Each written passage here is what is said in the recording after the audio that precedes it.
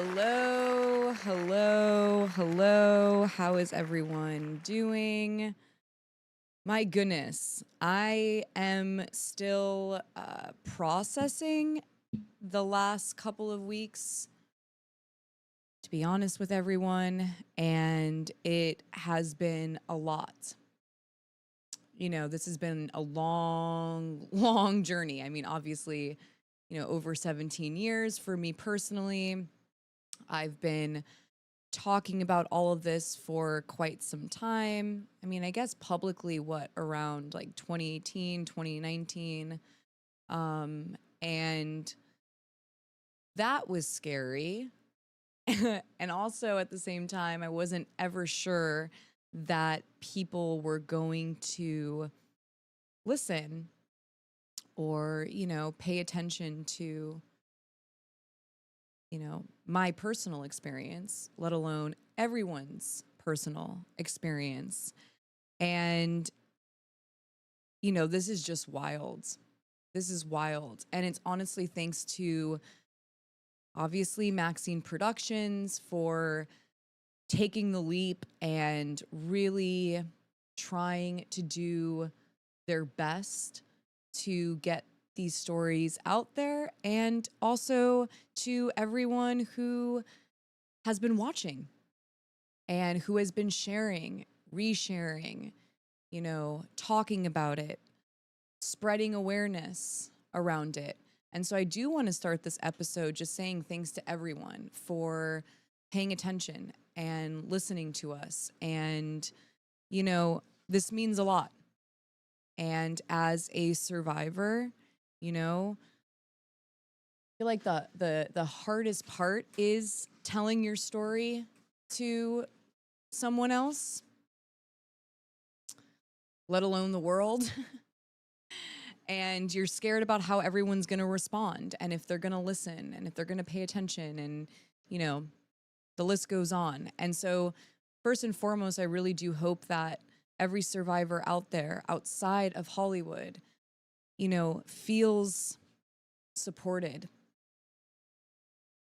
Like, my deepest intention for all of this is that survivors start feeling empowered, because for so long, that really hasn't been the case.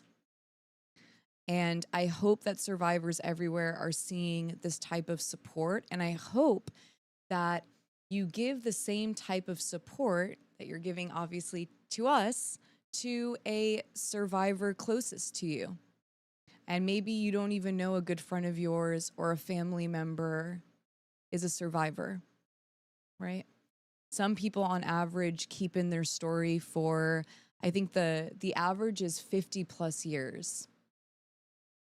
So, maybe you don't even know that someone close to you is a survivor. And that's why this work is so important, is because we want to step into the next generation showing support for survivors and letting survivors feel that when they do come forward, that they are supported.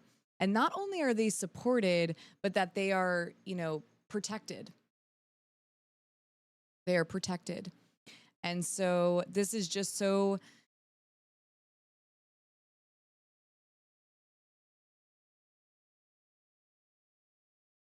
But I didn't even think I was actually going to get emotional. Oh my God.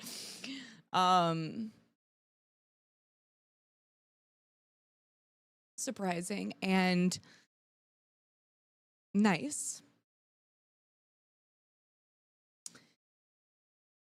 For my personal story, this was a long time. And this is just surreal. This is really surreal. And I feel like the children have been ignored for a long time, not just within Hollywood or Nickelodeon, but the world. And they're the future, right? They're the future. And, as a mom, like, this is very important and powerful. And when it comes also to Drake Bell, sitting down and coming forward about his story, I mean, that was obviously so heartbreaking. And this, I think also the saddest part of that is that he's not alone. He's not alone. Sadly, this has happened to so many children out there. And I just want to start this episode by sending so much love to all of the children that share a similar story to Drake Bell. And I want to say that you are supported, and it wasn't your fault. You didn't deserve that. Ever. So, I'm feeling emotional. I didn't think I was actually going to start this way, but it just came up, and it's been so heavy for so many years. And now the whole world is talking about it and conversing about it. And this is just, so thank you. Thank you to everyone.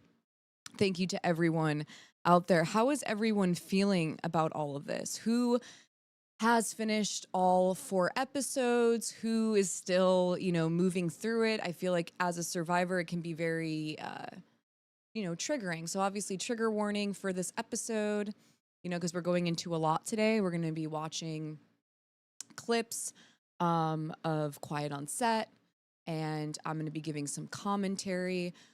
And so I know that this can take, even for people who aren't survivors, right? This can take some time to fully digest and to go through, because it's immense and it's horrible what happened.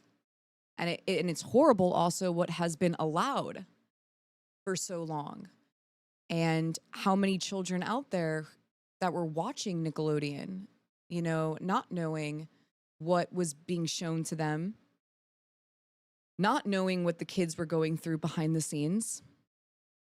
And so this is a lot for everyone. This is a lot for everyone's inner child, I feel like. This is a lot for everyone's inner child. And so please be gentle with yourself, and, going through all of this. If you ever need a moment, obviously, please step out of the live stream, take care of yourself, make sure that you are centering yourself when it comes to these triggering topics. And so yeah, there's a lot to talk about today. So a few things. I did get a statement from, yeah. Oh, some people sent things. Oh, wait, and then I think I can also put here, where is that? I don't see it on mine. Oh, up here? There we go. Yeah, fan funding. Okay. And also welcome new members. Thank you so much. This is really so nice to see people supporting this movement, this work I've been doing for a long time. And so this is completely community built. I don't have any corporate sponsorships or anything like that. They don't want to be a part of this because I call them out. So thank you for, supporting this channel. And it really, really, really means a lot. So I'm going to go through some of the super chats really quickly. Oh, Juan, you are powerful, Alexa. Proud of you and love you. Juan, love you too. You're so amazing. Juan's come to multiple protests, and he is so amazing. So amazing. And then see, Finch Fish. Hi, Alexa. First time. What? Oh, I can heart it? Oh, yay, I can heart it. Okay, I didn't even know that. Okay, so Finch Fish. Hi, Alexa. First time able to pop into live, but I've been watching your vids while I work on my art. So amazed by what you're doing here. Thank you. Proud ally here. Thank you so much. Thank you so much for being here. And I think it's Perla, insane that we are actually seeing these big network companies collapse. God hears you and sees you always. Thank you so much. That's so sweet. And yes, we are. Yes, we are. It's so wild because, Nickelodeon's not the only one, right? You know, the other day, that was my 34th protest, not at Nickelodeon, but at institutions that do the exact same thing. So this is very, very powerful work and needs to be addressed. Cat but human, love that. Dan's response made me angry, crocodile tears. Yeah, it made me upset too. Very little, no accountability whatsoever. Josh, Nickelodeon is more evil than Cobra Kai, the original Karate Kid movies from the 80s. You know, I actually haven't seen that. I gotta look at that, Josh. Thanks for bringing that to my attention. Okay, so we're gonna go into everything. Hi, Becca. I see Becca there. We're gonna go into a statement that Drake has made when it comes to Taran Killam. I don't even know how to say his last name. Taran, what is your last name, dude? So is it Killam? I think it is. Yeah, Killam. I think it is, but it sounds so weird when you say that. So we're going to go into what Drake has to say about Taran. And Taran was somebody who wrote a letter, you know, in defense of Brian Peck, protecting Brian Peck. And I can't really stress this enough, is that from my knowledge, still no one has given a personal apology to Drake Bell. This is what comes along, sadly, with being a survivor, is not just what happened to you, but how the community treats you afterwards when you come forward, but also who defends the person who did something horrible to you, right? And I think, yes, this is obviously happening within Hollywood, but I think this is happening everywhere. And that is why we need more allies. We really, really do. Survivors deserve more allies out there. Ones that actually put it into action, that don't necessarily even just care about it when it's trending, or, you know what I mean? We want to see some action, because we gotta make some change. We gotta change the world together. And so, okay, so I'm gonna read. So first, I guess let's show my screen really quickly so I can show everyone who Taran is.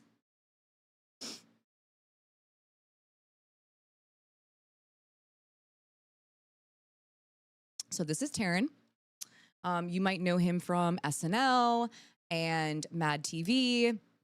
He also worked with Drake Bell on, I think it was Drake and Josh.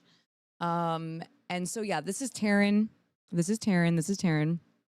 And, okay, now we can go full screen. This is pretty heartbreaking and was really sad for me to get told this personally. So Drake Bell said,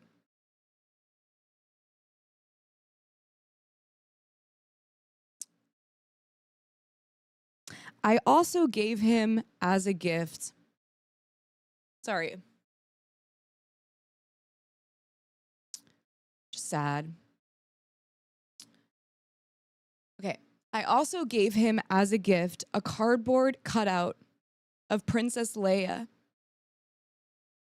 because he was obsessed with Star Wars, and I worked with Carrie Fisher, so I got it signed for him. And People Magazine, when he first got on SNL, I think People Magazine did a spread on the new cast and said, bring your favorite thing from home. And he got a picture with it in the magazine and told the story of how I got it for him, and he still wrote the letter. We were friends, I thought.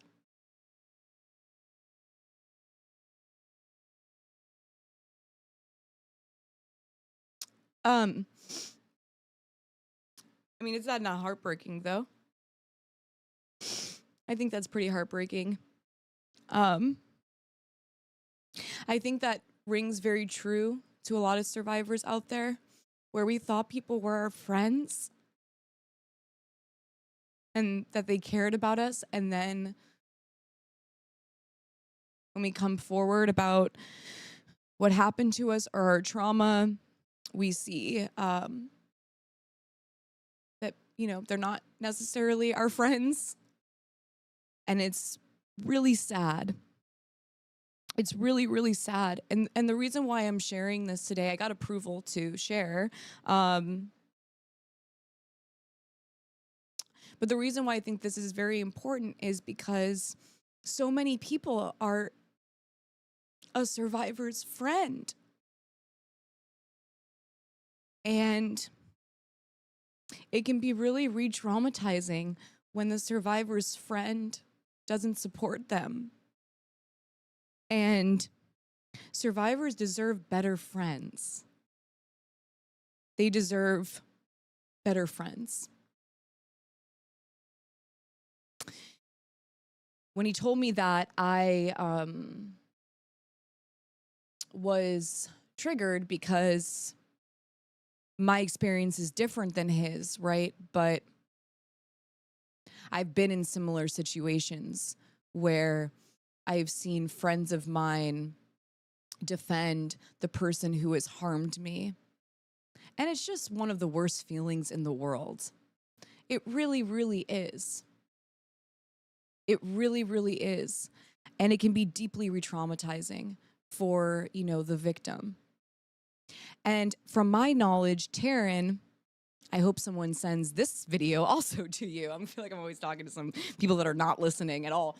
Taran, I've also heard that you haven't apologized personally yet.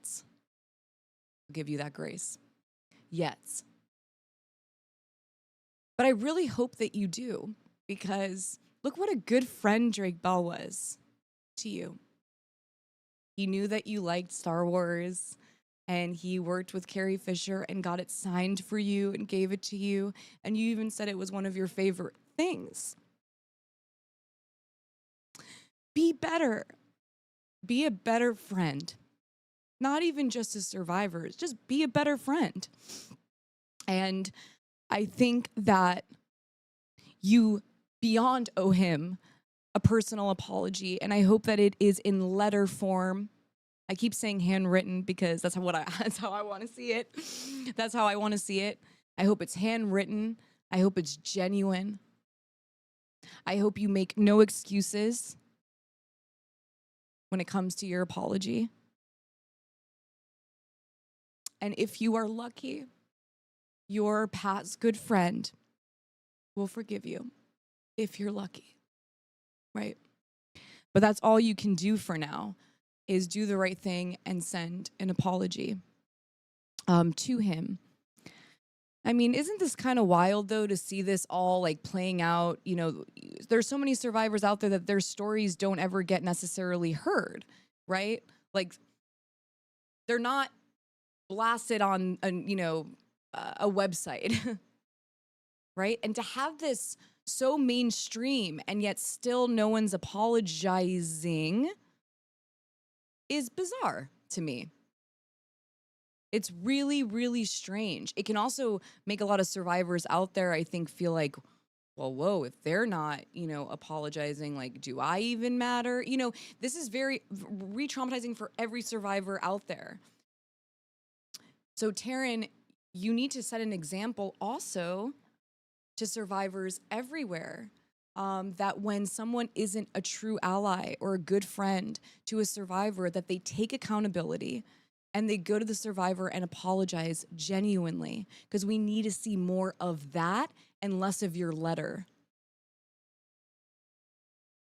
We don't deserve that.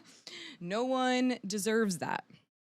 No one deserves that. And yeah, let's not victim blame. And a lot of those letters were full of victim blaming when it came to a child. I mean, a child, literally a child. And there were a few people that said it would be like a pleasure to work with this person again, even going out of their way to say that this person is a professional. I'm sorry. I'm sorry. Professional? You mean like criminal? No, I'm not going to show the message. It's right here on my phone, but I'm not going to be showing my personal conversations on the screen right now. But let's see. Also, I just want to make sure that before we go into Quiet on Set and before, just so sad. It just makes me really upset.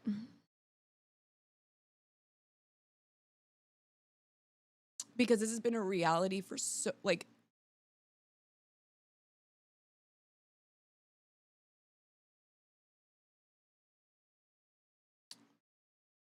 there's so many good friends out there that are survivors. And they deserve to have good friends too. So, right? Be better, be better, be better. Look at all of these new members. That's so sweet. Thank you for supporting the channel. Just joined the Munchies, but so appreciative of you, your work, and everything you and the community stands for. Thank you. Thank you, Raven, for being here. Dante's Inferno, thank you so much. Josh, you're amazing, Alex. I support you. Quiet on Set made me angry and sick. Yeah, me too. Thank you for being here. I worked at Nick on Sunset for many years. Wow, Clausy. I worked at Nick on Sunset for many years and have waited for the time since 2002. Still processing my trauma and would love to connect to past coworkers if you're out there. So anyone in here who used to work at Nick on Sunset, Clausy is looking for some allies, some support to talk about their trauma. Clausy, you are totally seen and heard. Dave, much support to you and your platform. I can't say I was a fan when Zoey was on, but I got very familiar with you over the recent years. Much love. Thank you very much, Dave. And Dante's Inferno, the people who support Brian Peck should be ashamed of themselves. It shows that they don't care what happened to Drake. I mean, that's the thing. Like, okay, so these letters were written. Horrific.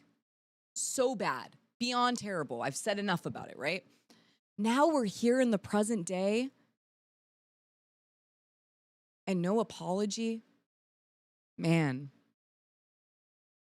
Woo! That's like, wow. Be better. Survivors deserve better. They deserve better. So I just wanted to talk about that a little bit before we go into everything because, you know, again, Nickelodeon, all these corporations love to talk about trauma being like 10 years ago, 5 years ago, whatever. This is still very much present day for every survivor out there. We don't need anyone to remind us how many years ago it was. We know. And we're living with it every day. Thank you very much. And not only just that, we have people present day, you know, still not supporting us, apologizing, etc. And we deserve better.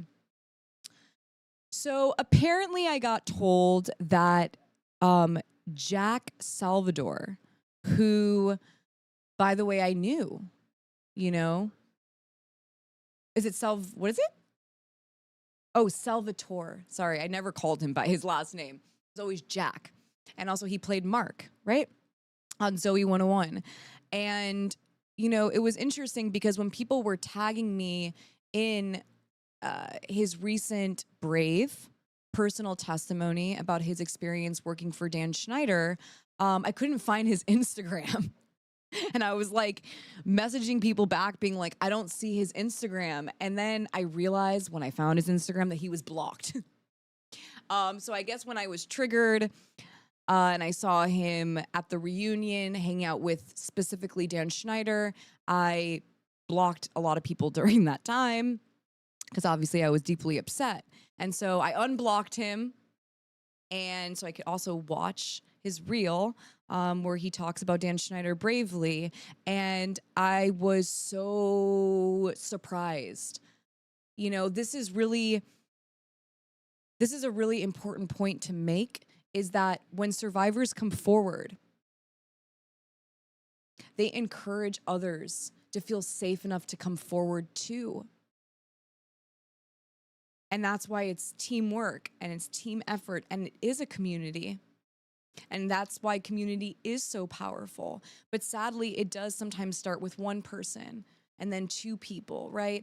And it has this domino effect. And so it was really inspiring to hear Jack tell his story after watching Quiet on Set. And I hope that goes for a lot of people after watching Quiet on Set, that a lot of people feel supported and safe enough to come forward. So I'm gonna wait for this airplane to go by, but we're gonna watch his testimony together and talk about it because this is pretty wild. He says some serious allegations when it comes to Dan Schneider, and let's get into it. Okay, hopefully I can hear this. So we have like a couple things here. Y'all, let's talk about it. My name is Jack. I was a child actor on Zoey. I love how he starts it. Oh boy, what a week, y'all. Let's talk about it. My name is Jack. I was a child actor on Zoey 101, one of this guy's shows. I also worked in his production department as an intern on iCarly, and I worked in the writer's room on Salmon Cat and Victorious. This Max documentary that was recently released did a really good job of uncovering the details of workplace toxicity, specifically on Dan Schneider's shows for Nickelodeon. We could talk about the massages. We could talk about the fact that he would literally count his gold coin collection in front of his crew who was living paycheck to paycheck. We could Wait, I'm sorry. I have to actually pause here for 1 second. Dan Schneider has a gold coin collection. What other collections you got, Dan Schneider? I wasn't thinking gold coin. You know what I mean? Gold coin collection in front of people who are living paycheck to paycheck sounds like him, and also sounds like a lot of men and people in general like him in positions of power in Hollywood who treat their staff like shit, don't pay them well enough, and get money, like get rich off of them. But here we go. about how sometimes he would bring out his to scare one of the writers when they were working at his house. We could talk about the high-level conversation rolls through to that. scare one of the writers when they were working in front of his crew who was living paycheck to paycheck. We could talk about how sometimes he would bring out his to scare one of the writers when they were working at his house. We could talk about the high-level conversations I wasn't supposed to. Wait, first of all, though, I love that I'm personally shocked first about the gold coin collection, and then you're like, Dan Schneider has a what? I'm like, now I feel actually a little bit even more afraid of Dan Schneider than I did originally. But that is so wild for him. Yeah, and a shot. Yep. This is who we were working with, children. This is who we were working for. Did he bring the shotgun to work, or he went? We to can't even house? say that word. Can we say it? Oh shit, my bad. It's okay. I think no. It says at his house, right? His writers were at his house, if I remember correctly. Let's see. Here we go. Let's go back. In front of his crew who was living paycheck to paycheck. We could talk about how sometimes he would bring out his to scare one of the writers when they were working at his house. Working at his house. At his house. Okay. Yeah. At his house. So I guess writers were working at Dan Schneider's house, and Dan Schneider brings out a shot, whatever, and scares one of his employees. And so we already heard in the documentary how he treated the female writers, right? The only 2 female writers. Now we're hearing a little bit more about what was happening when it came to the writers that were working for Dan Schneider. I mean, this is sick. This is absolutely terrifying. This is a serious allegation, and, I believe it. All right, let's continue watching this. About the high-level conversations I wasn't supposed to hear about how Nickelodeon didn't want to recommend antidepressants for Jennette McCurdy after her mom for fear that she might herself and make the network look bad. But what I do want to talk about is never letting this stuff happen again. This is an entire industry built on hope and dreams and adrenaline and wish fulfillment. And that can be a very dangerous thing for megalomaniacs to wield. Even in posting this, I'm a little afraid. Is this going to screw up my career moving forward? I have no idea, but I think it's important and it needs to be said. Because if my silence ensures the perpetuation of environments I don't want to work in anymore, then what is the point of working in them? And until Homeboy goes on 60 Minutes to answer some questions from some real journalists and not a cast member of his who he's paying to be there, apology not accepted.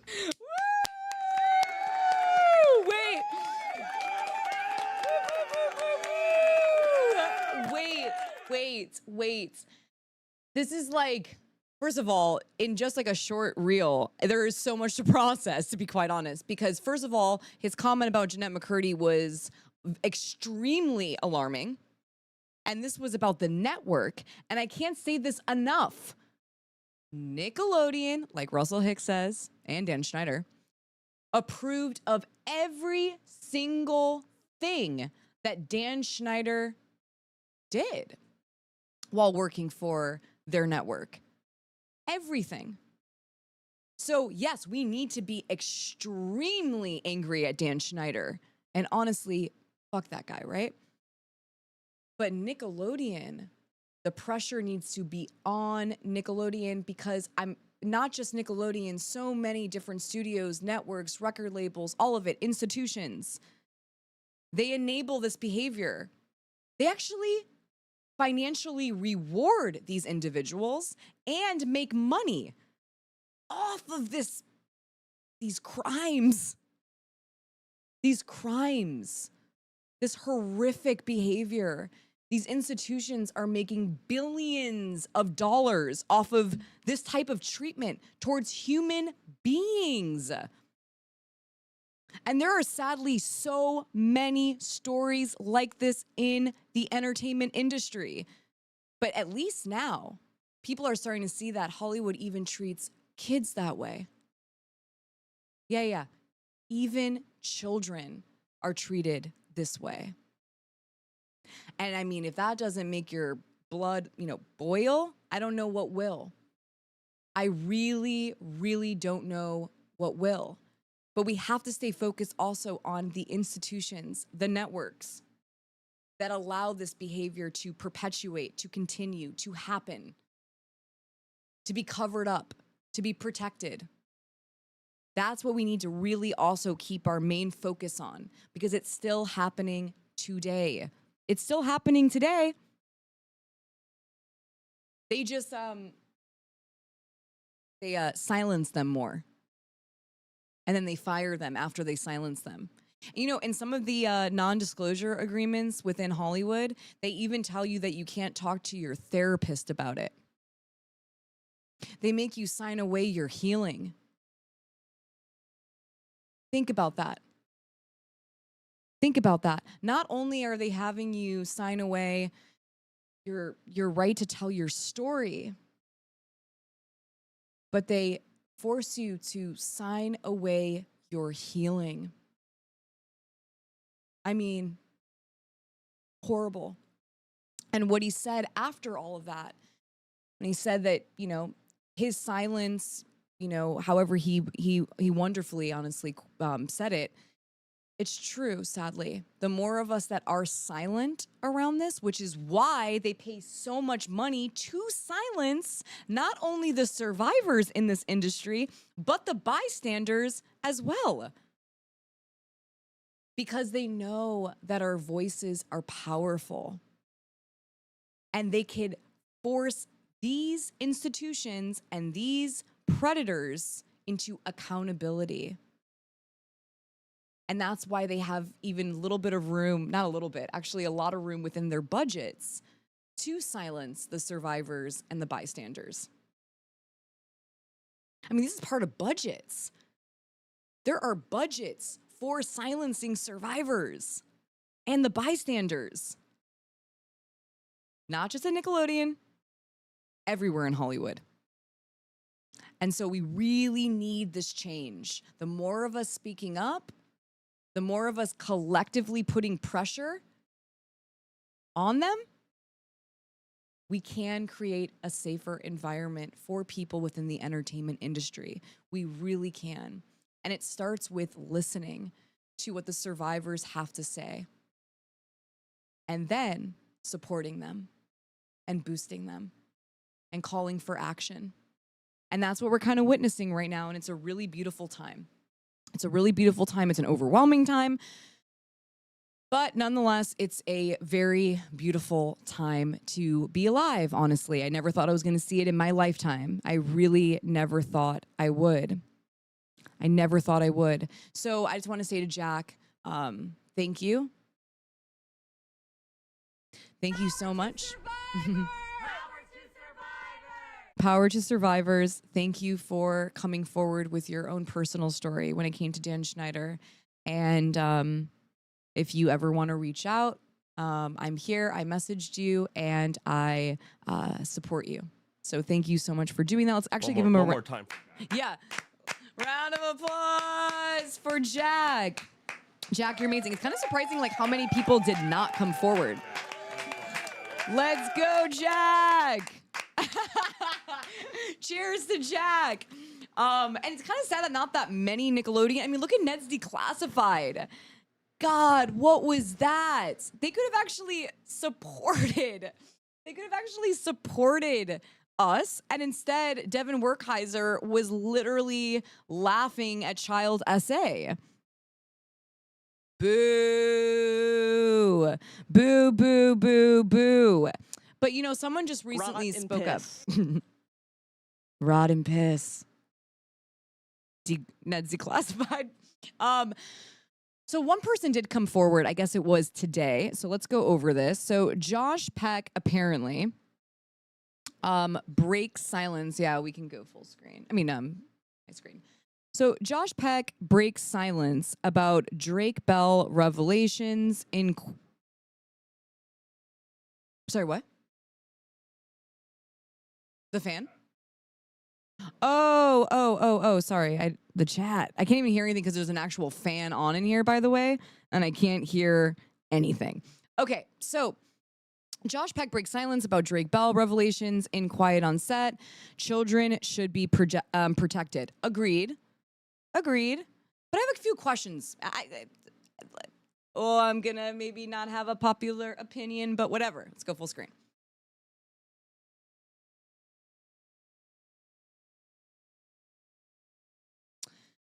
Now that you have taken the time to address this publicly, and we've heard from Drake Bell that you have addressed this privately,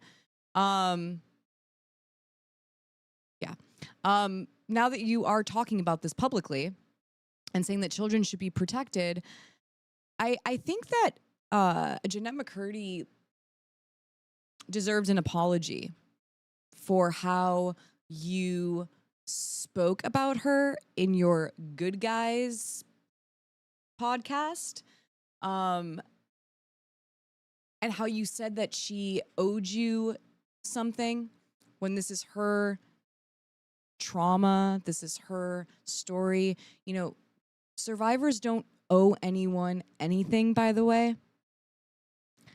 And not only did you say that Jennette McCurdy owed you guys something, you also, not you, sorry, the other good guy, your friend, I don't even know his name, to be quite honest with you, your co-host said and made a joke that you could put that episode that Jennette McCurdy did not want ever released behind a paywall like OnlyFans. And, you know, that was pretty horrible, to be quite honest with you. And I really, as a survivor, didn't like that. And since we're now all coming together and having a conversation about all of this, that wasn't okay. I didn't like to see that. I didn't. I think that it was horrible, honestly. And that I would like to see you publicly apologize. If you can speak about Jennette McCurdy like that publicly, then you can publicly also, and I would say privately, I hope to God, like I hope you privately apologize to her about that and then publicly say that that was wrong. Because to put trauma in the same category as OnlyFans when it comes to a past female guest who also wrote a heart-wrenching autobiography about her, like, trauma, that's just not the way. And she deserves an apology. And I know I've been seeing and hearing about you getting a lot of public pressure during this time to say something. And I know that probably was very triggering. And I'm not here to say anything about that, honestly, right now. But since this is something that has happened in the past, I think it is important to address it now that you are addressing that children should be protected. just because Jennette McCurdy is a adult now. She was coming to you to talk about her trauma as a child, and your co-host wanted to put it behind an OnlyFans paywall.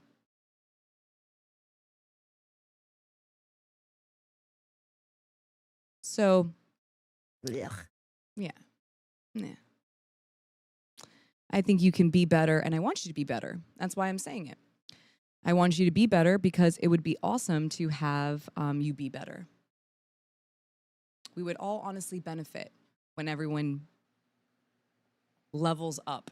Wait, wasn't that Yuck soundbite taken from that?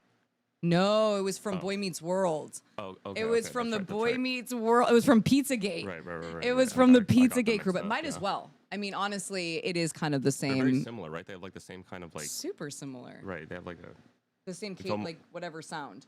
Mm-hmm. Yeah, or it's like almost like the same production team. It's like.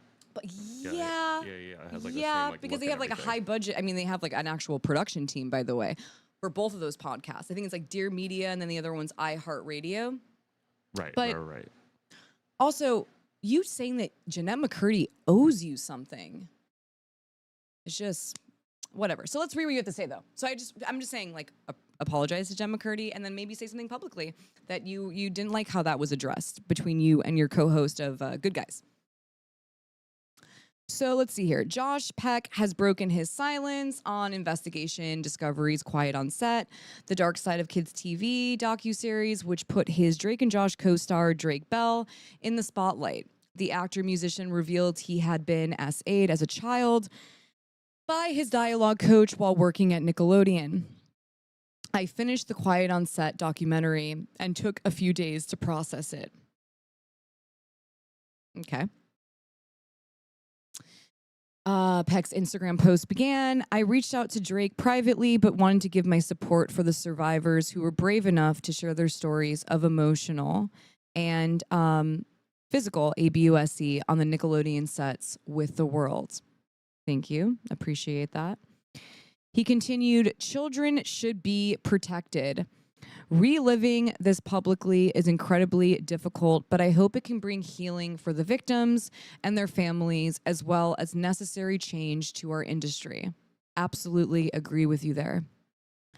Peck's statement comes the day after Bell asked his fans, who were slamming the Oppenheimer actor for not speaking up on behalf of his co-star, take it a little easy on him. Anyone notice the little?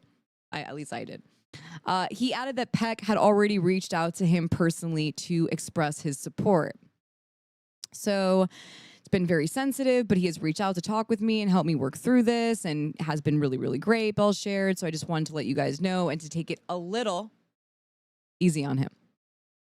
And, you know, there's been a lot of public things with Drake and Josh over the years. And what I really want to see is just that the Nickelodeon stars actually just all support each other, you know, and don't talk about them. Like I heard a Josh quote, you know, a while back of him basically comparing his friendship or his, you know, his relationship with Drake Bell as just another, like as if it was somebody you worked with at like Coffee Bean, basically at a coffee shop.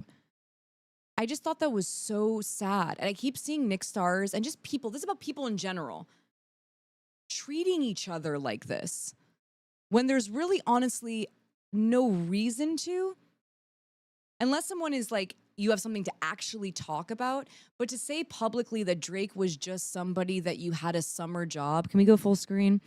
That had like a summer job with you. You worked for years and years and years with Drake Bell. The Amanda Bynes show, and then Drake and Josh. And I saw clips of you talking about wanting to do like a reboot-ish kind of thing and saying you love him. And what is love to everybody these days? Everyone's throwing around this term and, you know, I'm not really seeing it show up in action. And I just want to see everyone, you know, let's start, we're better together. Let's start supporting each other, you know. Let's start being kind to one another. Let's take accountability when it's needed. and grow together. It's actually pretty simple. And I want to see more of that happening because it was really, truly a bummer to see that, you know, a co-star, they had a show together. And him just saying that he was somebody that he did a summer job with was just very sad to see. So I hope he also apologizes about that too, to add it to the, I'm sorry, Josh's like, yeah. But to add that too, right? Because that wasn't the nicest thing to say about somebody who you said you love and you wanted to work with that person again. So I think Drake deserves some better friends and, you know, some better allies there. But I'm glad that Josh Peck did say what he said, and I do appreciate that. So thank you, Josh Peck, though, for saying what you said, and I hope we see a lot more of this Josh Peck in the near future. So, okay, before we go into Quiet on Set, though, I do want to just play this ever-ending tagline in Victorious with you all. I haven't listened to it. I listened to the first, 10 seconds, and I was so beyond disgusted and weirded out that I paused it, and I was like, let's just listen to it all together.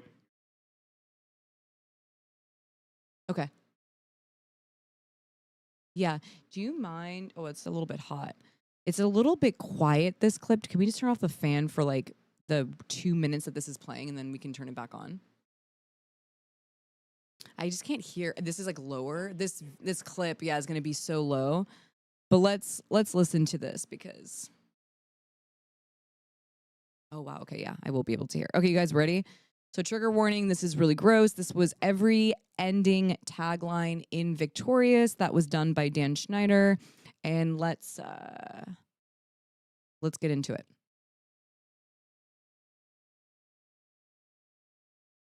No, you're fine. I'm like, Anne. All right, here we go. I'm scared. Oh, wait. Where is it? Oh, there. Oh, no. This one, right? Okay. All right, here we go.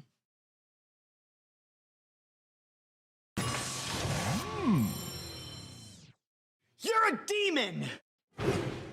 This is getting weird. But we'll implode! You failed. Say cheese, fathead. You smell so fruity. Fresh as a daisy. I heard you swallow. Enjoy your waz! Toot your pickle. Here comes that feeling. That is a quality foot. What? Enjoy my monkey fur. Oh! That is so not tight. No! I'm a cube-fist man. No! Y'all can stare at me, but it's still bad. More power! Sometimes I do it to myself. Oh, wait. By the way, this is the sound of hell. I think I just heard what hell sounds like. This is what actually hell sounds like. What the fuck am I listening to? Does this get... Okay, let's go. I love excitement. I can't take it anymore. No. What about your spicy tuna balls? What? I don't want to get blackballed. Oh. I hate everything. Is this gonna hurt? Probably. I'm uncomfortable.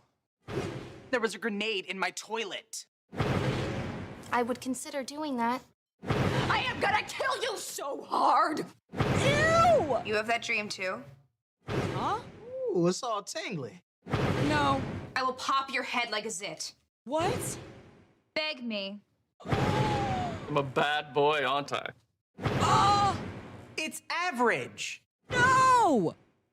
I thought this was a closet party. What? I've always wanted to see a bouzet. I had a burrito for breakfast. Was it the onions? My box has spoken. You could. Was. I gotta find my muffin. What are you into? I like it. But it hurts. Stop. Lick my loafers, Debbie. Wow. You're holding your banana backwards. Looks like we have a long night of snuggling ahead of us. bad do you want this? Ew! Hold on.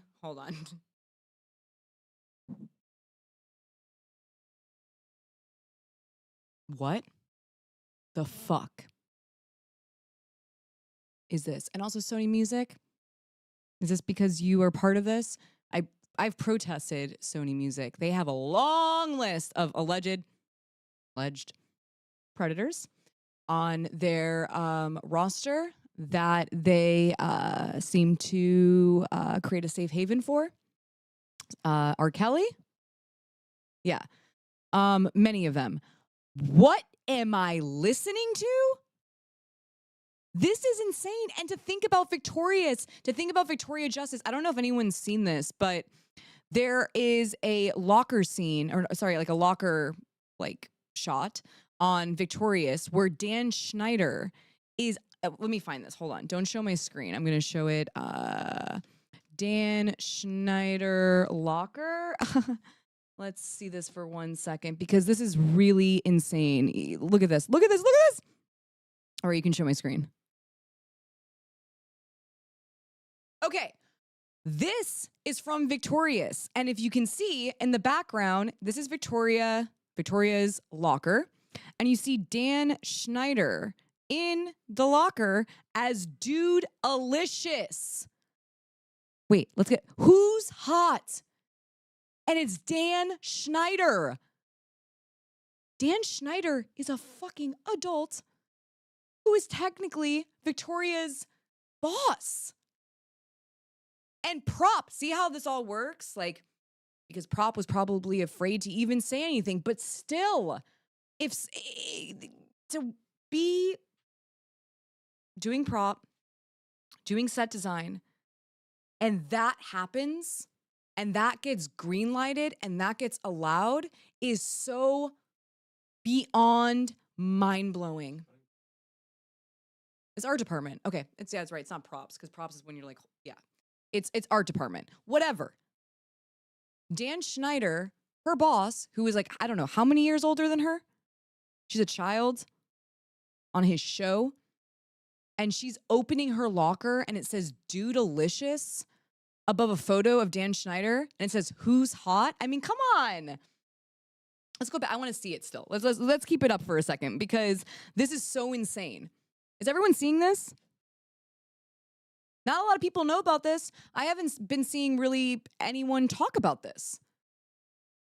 This is on another Nickelodeon show where Dan Schneider is apparently hot and Dudalicious. Wow. I saw a little clip of them doing like a behind the scenes. It was like from back in the day when this was happening, and it was like the first photo you showed, and they were like showing it off like it was a cool thing. Like they were like, oh look, and this is funny. It's Dan. He's in here. He's in my locker. It was like a joke. Yeah, but see, that's where Nickelodeon steps in and goes, no, that's like a liability issue. If they're always so worried about firing, an alleged predator, for example, why wouldn't they see this as a liability issue? This is not okay. This is not professional. And they keep saying professional in Hollywood. I don't see any professionals anywhere for the most part in Hollywood.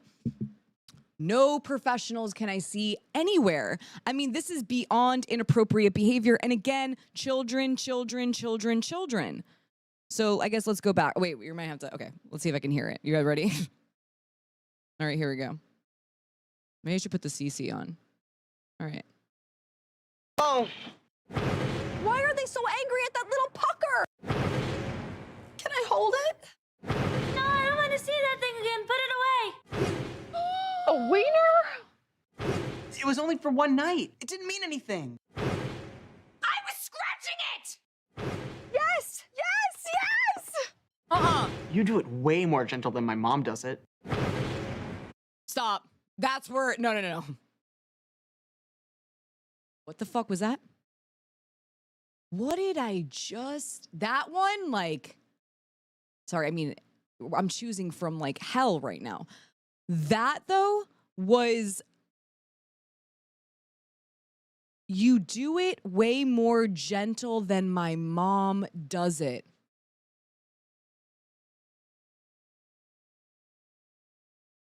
Anyone hear that? Dan, why isn't my phone and everyone's phone ringing with your apology yet? All right, let's go. Is it my turn to squat? Yeah, I'll smell your foot. Ew. Wait, that last one? Wait. I want to go back. Scratching it! Yes! Yes! Yes! You do it way more gentle than my mom does it. Is it my turn to squat? Yeah, I'll smell your foot. Oh, that ending with Nickelodeon Productions is just... You guys, I'm speechless. I think the last time I was speechless like this was maybe during the Jared Leto episode, but like I am literally beyond... I think I hit it. I think I hit my threshold. Yeah, I think I hit my threshold. That was, is it my turn to squat? What does that mean? Dan? Wiener? Foot? You do it more gentle than my mom does it? You are so obvious, Dan. It's actually insane. It is so unreal. I hope everyone's watching this out there. Are we seeing this? This is what he's been getting away with forever. And it's just non-stop. And then he makes that ridiculous apology. It wasn't an apology video. It was a video. He made a video. I'm going to go through the fan funding just so I can see what people have been wanting me to take, put some attention to. Okay, what do we got here? Okay, you're amazing, Alexa. Josh, Aquarian said, made me angry sick. I worked in Nick on Sunset. Okay, I saw that.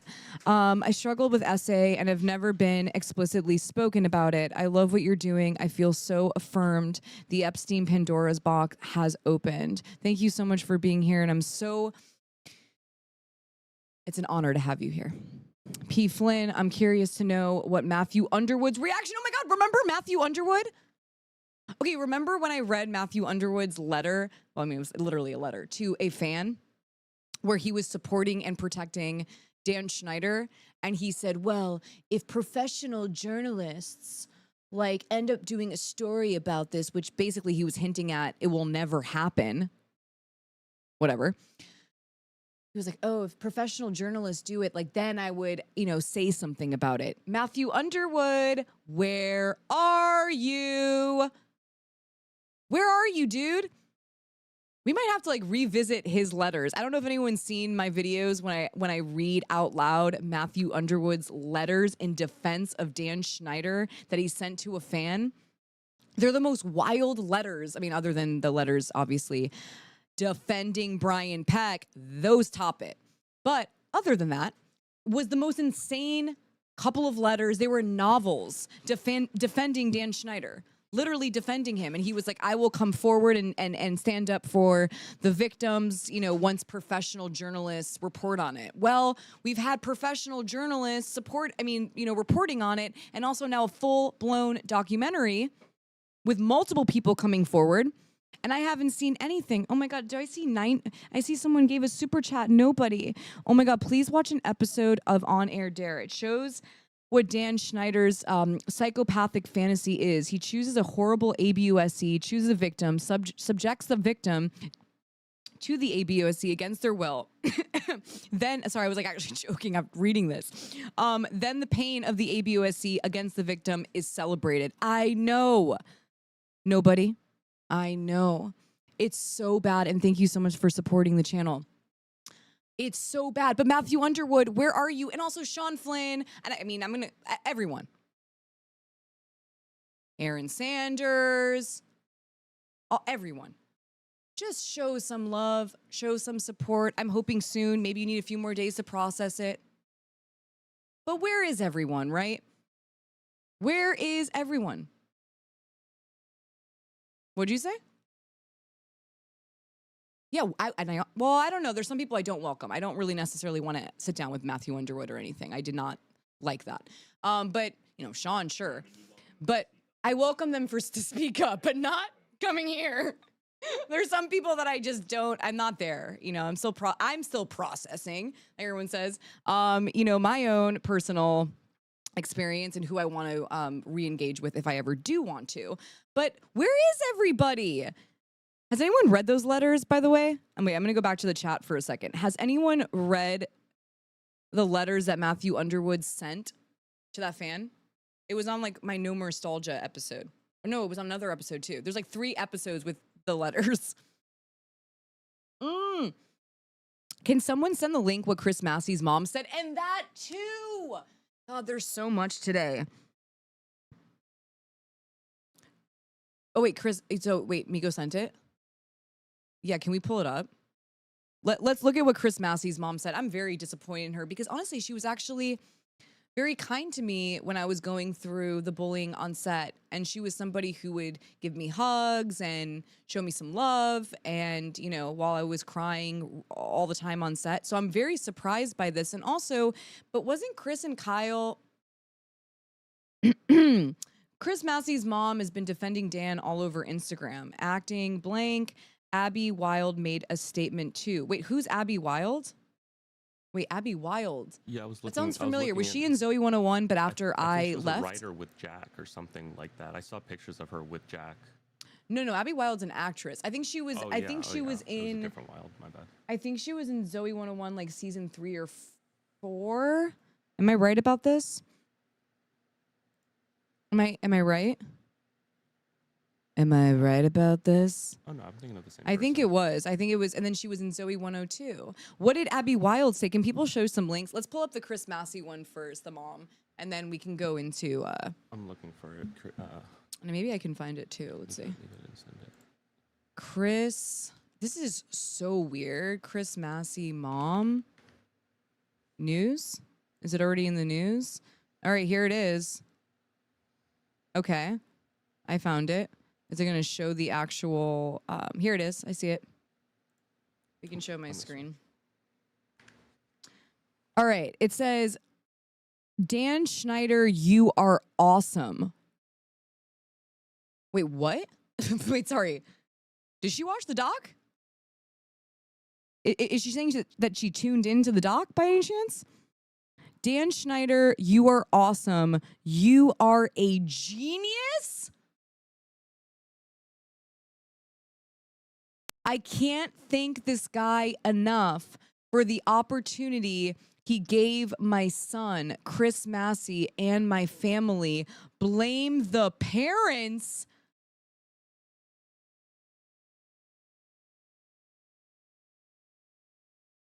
Not the time. Not the time. Okay. You know, what's her name? I keep forgetting. Her name's Angel. Angel. Ugh. Yeah. Angel. Angel. Let's have a chit chat about your post. First of all, how can you blame the parent? Did the parents write the lines that the children had to say while they were working for Nickelodeon and Dan Schneider? Did the parents film the content? I can't even say the words that I want to say on YouTube. It's basically child, what's the word when it's something virtual? There is a term for it that's also criminal and also illegal. Like, you know, even talking to a minor online is illegal. Now, think about what Dan Schneider did with minors. What he filmed. What he had them do. What he had them say. Right? That was Dan Schneider. That was children, and Dan Schneider was creating that content. He was the creative head honcho, honestly, at Nickelodeon. And you want to blame the parents. You want to, and you, I'm so triggered by it. Sorry, I'm like, to hear a mom that I actually also personally knew say that he's a genius.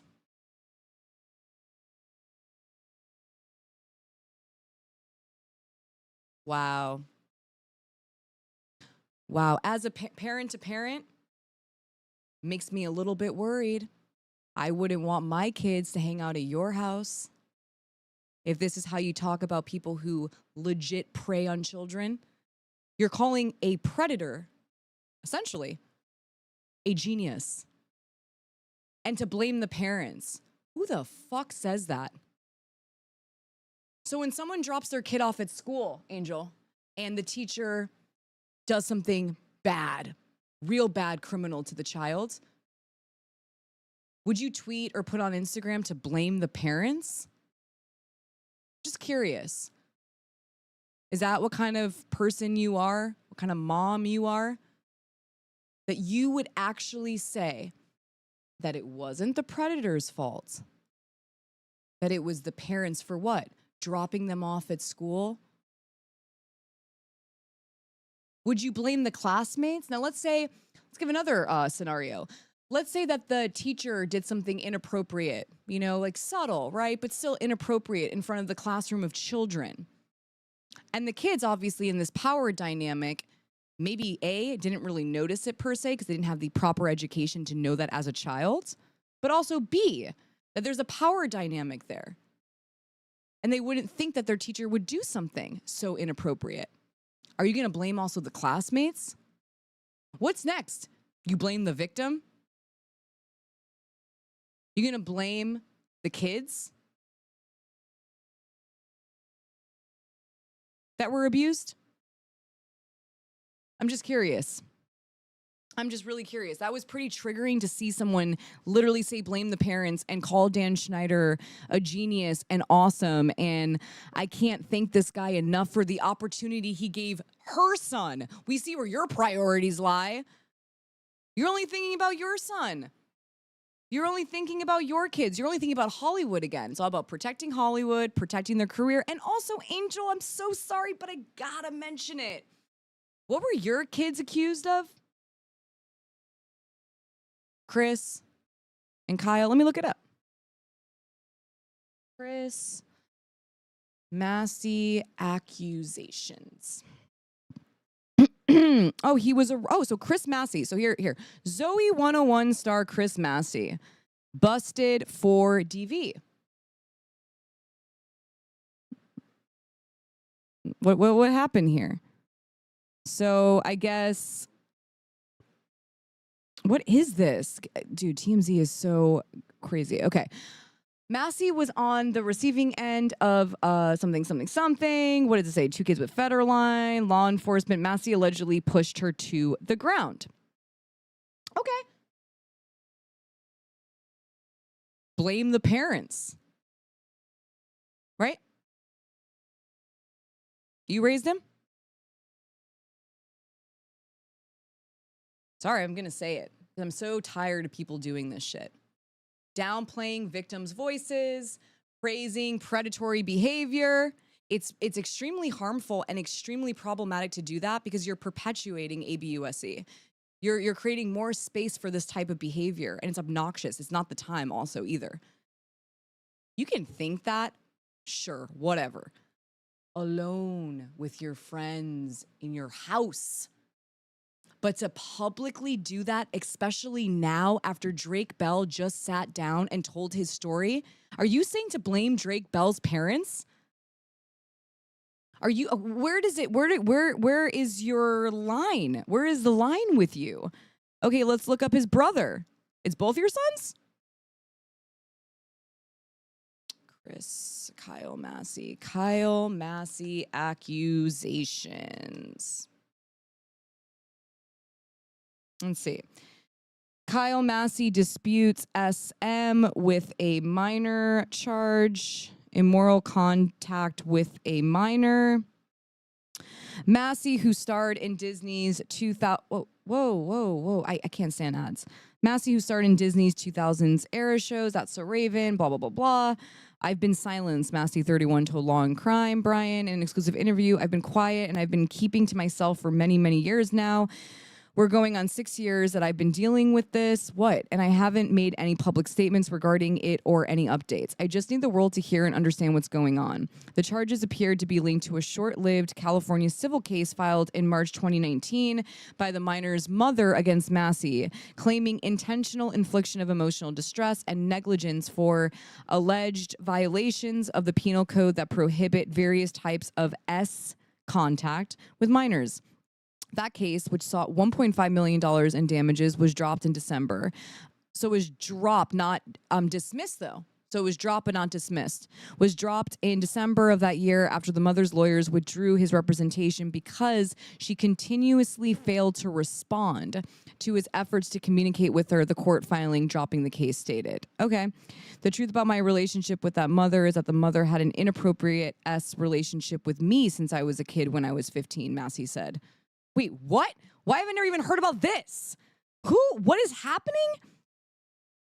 Did a multitude of different things. Well, you know what? Either way, Kyle. Sorry, not to Kyle. If Kyle is a victim of somebody, I'm so sorry. Your mom, though, right now, dude?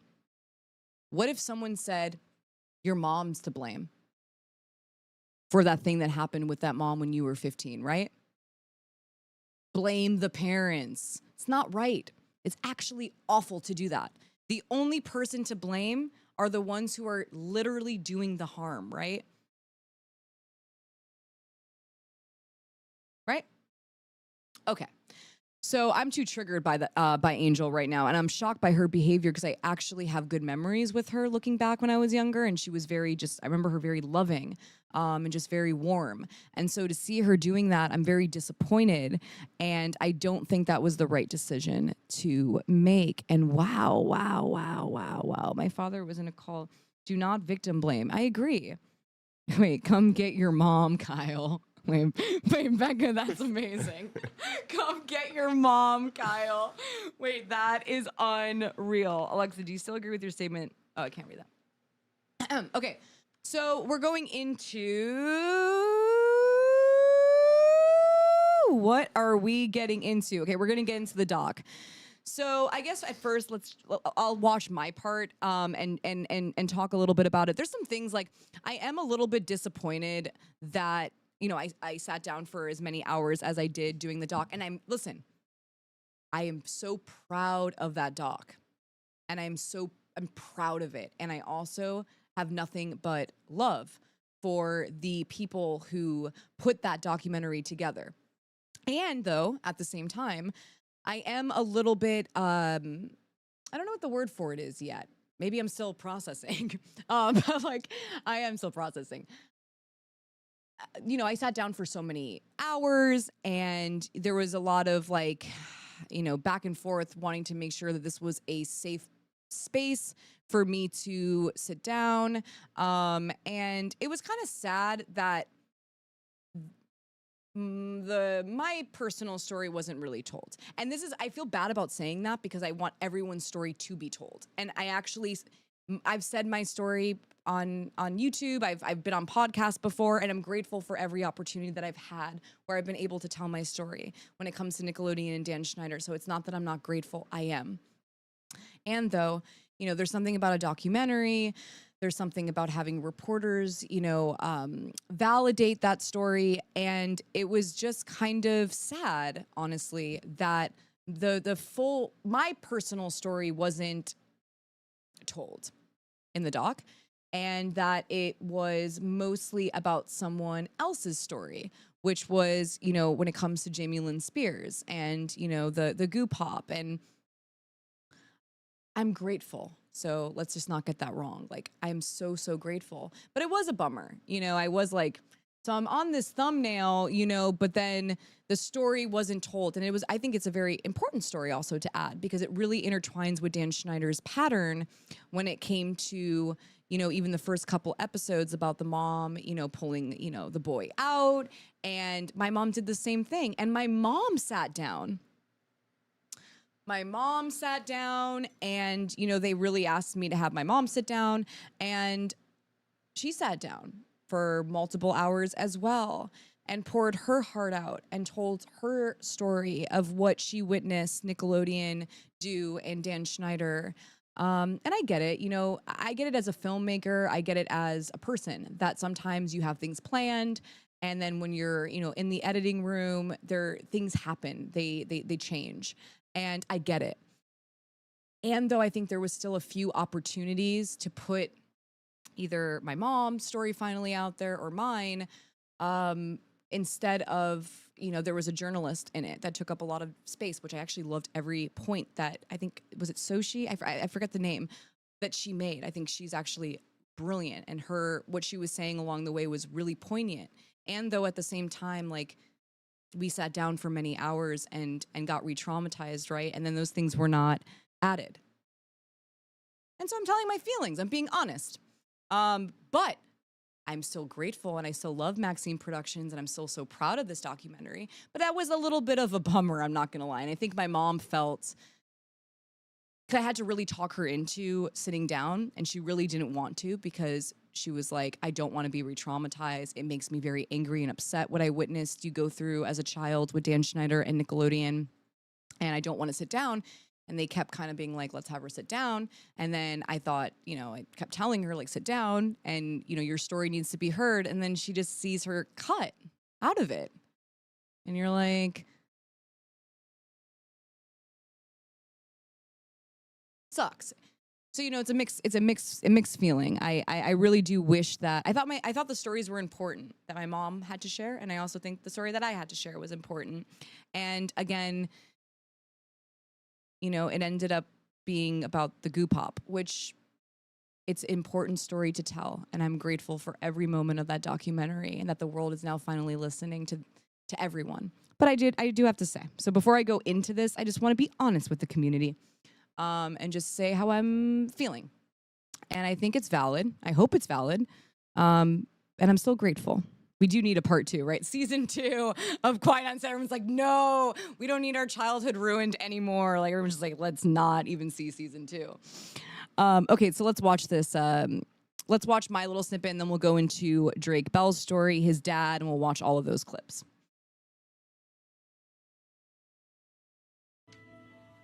One of the most disturbing memories that I can hear shit. Would probably, I literally cannot hear anything. This is turned up over here. Let's see. Be the backpack episode with Jamie Lynn Spears. Just bite the tip. There are these goo pops, and my character can't get it open. It's not coming out. And it ends up squirting onto Jamie's face. So the prop person comes onto set with a syringe. We all like stood behind the camera to watch. It lands on her face. So first it was Dan roaring, laughing, and then everyone kind of giggling. We heard the boys saying, it's a shot. And I had no idea what that meant. Once I saw it again as an adult was when that memory came back. So I was like, oh. Wasn't funny. It still isn't funny to me, to be honest. It's just like, that's a kid. And she was on set that day, and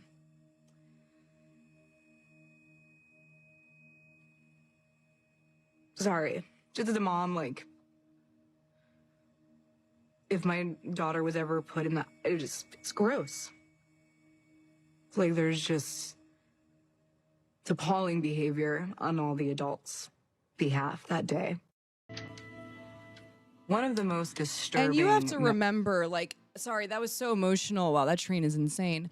You know, I want people to remember that our moms weren't on set. Like, they weren't allowed. Like, for example, when you watch that scene with the Goop Hop, right?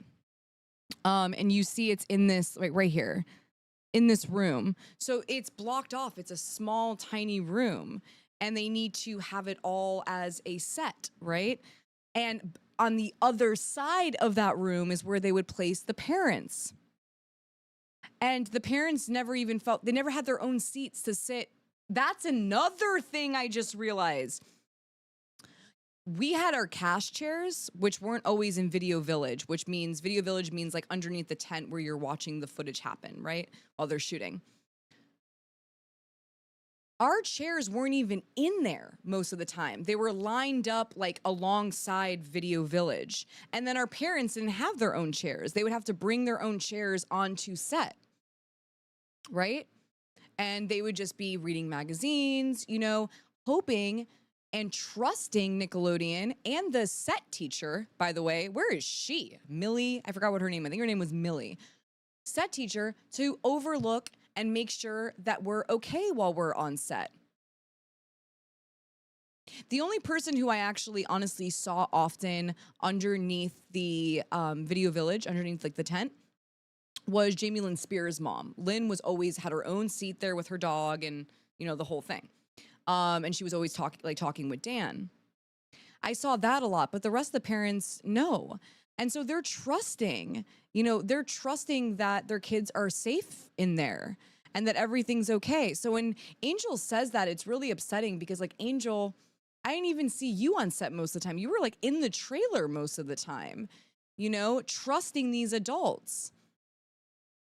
And that's the truth of the matter. Yeah, there's some, we can all have our own perspectives on parents who put their kids into the industry, right? But let the kids deal with that personally with their parents. When it comes to the harm, though, anyone, ABUSING children, you know, that's who you should be focusing on.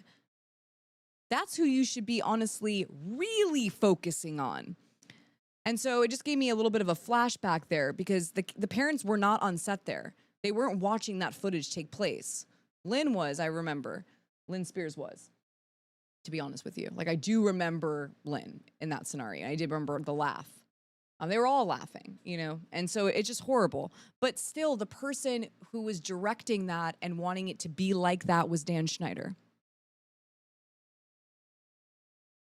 And he is a grown man. Creepy, creepy old man. Okay, so we got the goo pop, and I think that's pretty much it when it comes to that story. So let's go into Drake Bell. I don't know if, hold on, don't show my screen yet. I just want to see, did Miko ever send the part 3 of Drake's story? But let's start watching Drake because it's so heartbreaking and just horrible, and I think it's important for us to watch. Okay, let's see. No, I don't see it. But maybe it's in the Google Drive? Either way, we'll just begin this, though. We'll watch Drake's story.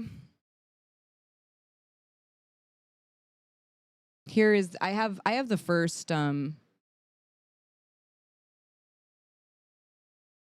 watch it.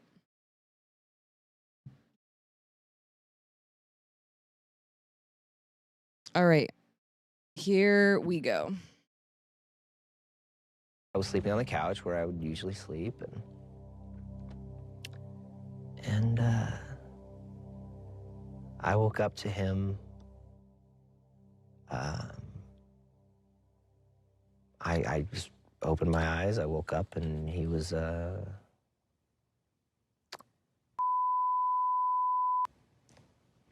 and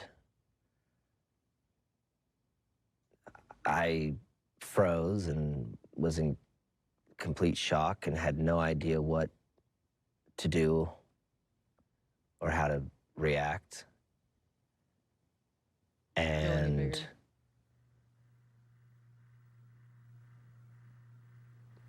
I had no idea how to get out of the situation. I couldn't run outside, have my phone. I mean, I was just, you know, what am I gonna call my mom and be like, hey, this just happened. Can you come pick me up? I'll just sit here and wait. I had no car. I didn't drive. I was 15 at this time.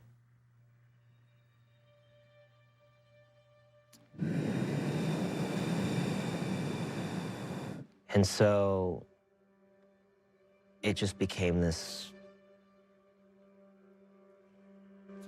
this secret that I had held on to. And it became... I mean, how many people can relate to this right here, right? How many people can relate to the secret?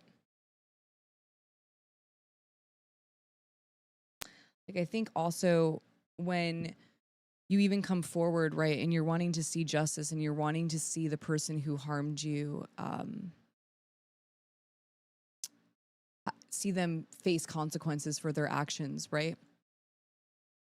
At the same time, you don't want people to know what happened to you,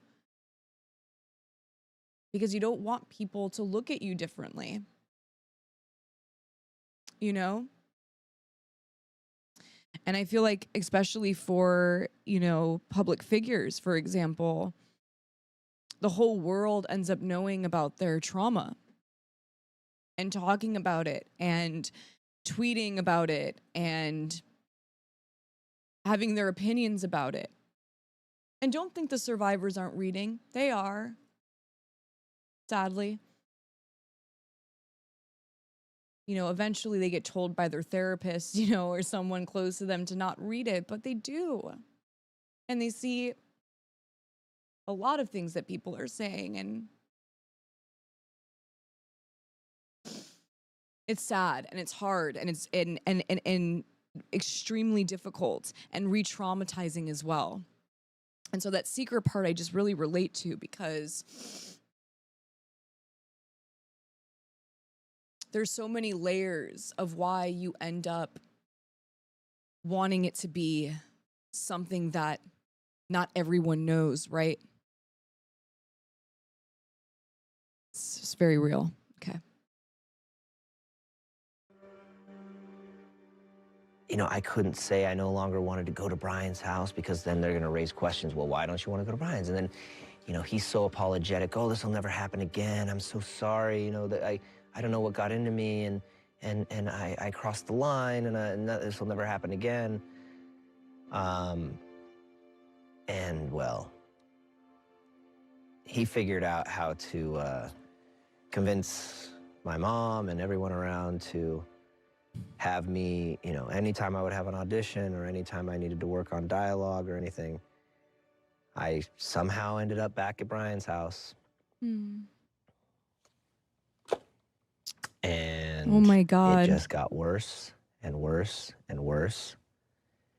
And worse. And I was just trapped. And I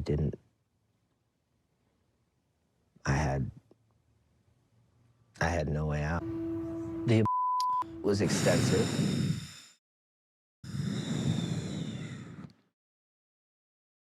you know, not only as a child essay survivor, right? Adults, I feel like, can relate to what Drake said there about being trapped there because of how manipulative the predator is, not only with you, towards you, but also with everyone around you. And this isn't just children being trapped. Adults feel trapped too. And they get afraid that no one's going to believe them. And a lot of people don't. A lot of people don't end up believing them. It's a very valid fear. It's a very valid fear. And the predators are so manipulative, and really not just with the victim, with everyone around the victim. And the victim can see that. And the victim will be like, who's going to believe that I know the real version of this person, that I've seen who this person really is? And when we read the letters that were in defense of Brian Peck, right, it's all these people claiming that they knew who Brian Peck was, that he was this, that he was amazing, that he was professional, he was this, he was that. He wasn't any of those things. He was preying on the bystanders as well, wearing the mask. He was preying on them too. And the victim, the survivor, witnesses that, can see that people are seeing only what the predator is showing. And it's just very real. It's not just for, you know, child SA survivors. This is also for adult, you know, survivors. And I just want to make that very, very clear. Okay, let's watch part 2. And so it just became this. Oh wait, did we watch this? This secret that I had held on to. And wait, no, I watched it this. became. Wait, didn't we just watch this? Or did we not? Wait, didn't we just watch this? Am I wrong or am I... Maybe we didn't. Did we? No, right? Oh, okay, that's where it... No. Weird. Okay, I don't know. Did we watch that? Yes or no? I can't really figure out if we watched that or not. Because this one's not telling me that it's part 2, for example. Okay, but it's still saying part 3 here. I don't know why it's not saying part 2 there. It's so weird. You see what I'm saying? Like, it got so confusing. Okay, here we go. And it got pretty brutal.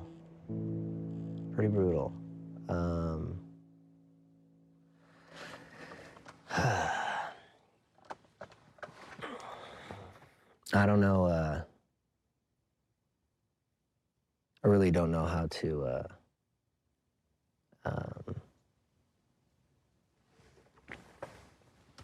elaborate on that on camera, really. Whatever you feel comfortable or you think will help. Why don't you do this? Yeah. Why don't you think of the worst stuff that someone can do to somebody, and that'll answer your question.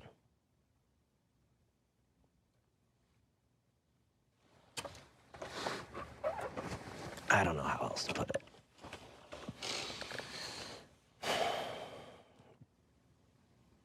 It was not a one-time thing. It was not a, oops, no, it is, I mean,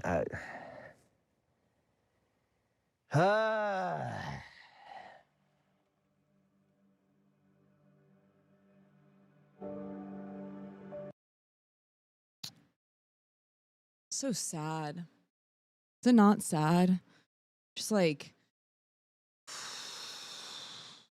wait, I'm gonna look at the chat for a second, see if I missed anything. It's just like so,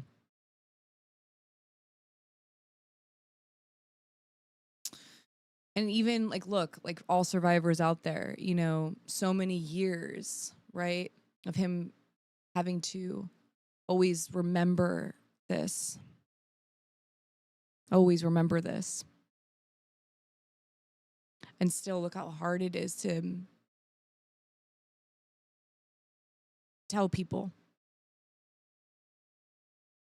And that's why I really want eventually that survivors don't have to be the ones that are doing all of the emotional labor to get people to... No one needs to know the details, all right? I don't think survivors need to tell you all the details about what happened to them. I think them just telling you something happened to them is enough and should be enough. Whenever someone's wanting more details, that's someone who is being skeptical of your bravery for even telling someone in the first place what happened to you. Something that is so painful. You don't want to relive these memories. And sadly, survivors do. That's why I get so angry when people say, oh, it was 20 years ago, 10 years ago. Survivors wish that's what it felt like. Like, survivors wish that it was just 20 years ago. Easy for you to say. It's so not that. It's something that lives with you forever. It comes along with you with every relationship you have, every time you move. Even if you move to a new city, follows you there too. It can follow you into the shower. It can follow you into a beautiful moment with your family and friends.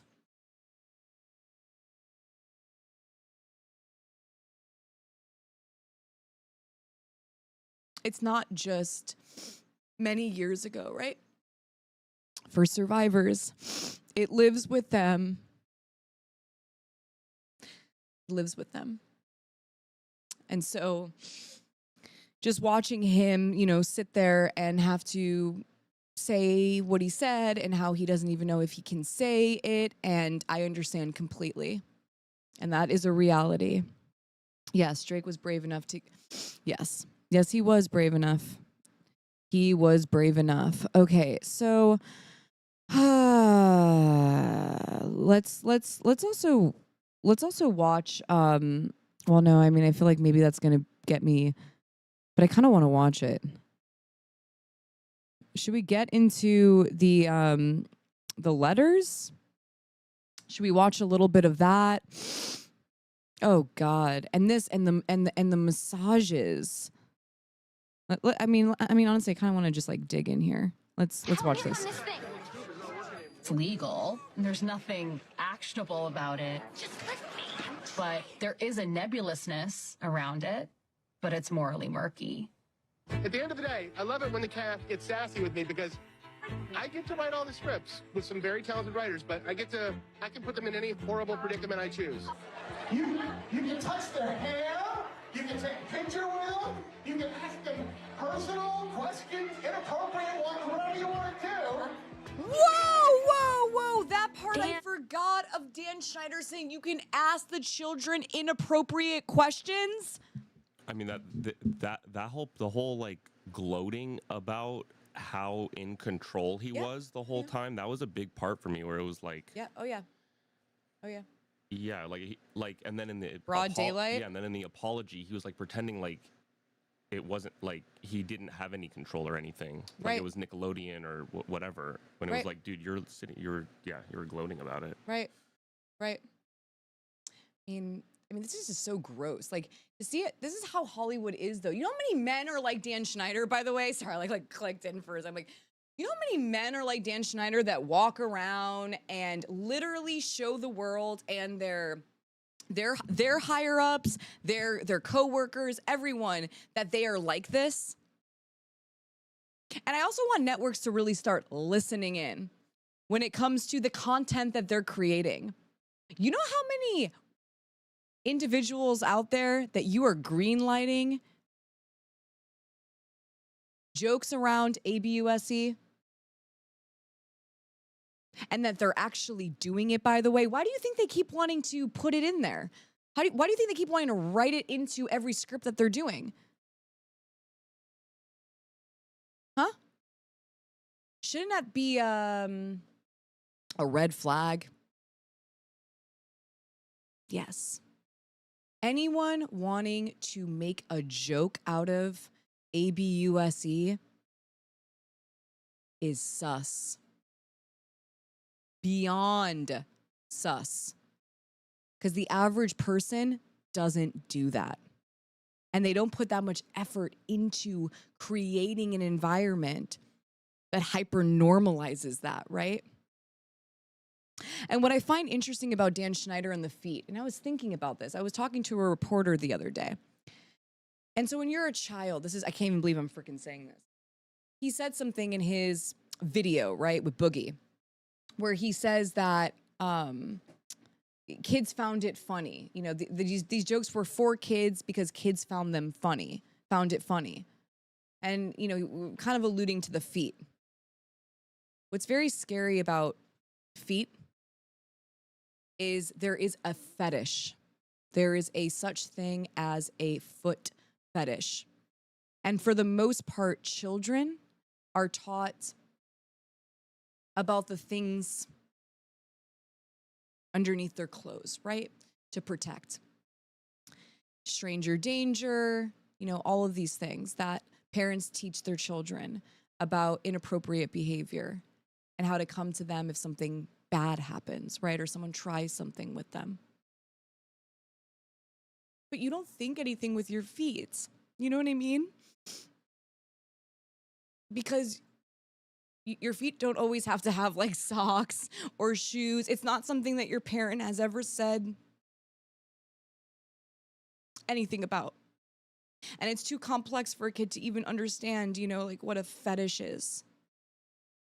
He took advantage of that. So when he says that kids found that funny, it's like, yeah, because they didn't even know what the fuck you were doing, dude. And no one even taught them that people like you exist.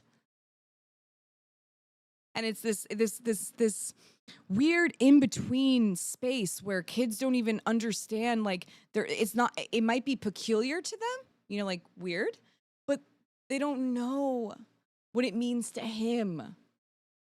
Because it's a body part that's not mentioned when it comes to stranger danger or any of those things. And that's why Dan Schneider also really grosses me out. Because the kids didn't know. Kids didn't know. And he exploited that. All right, let's watch this.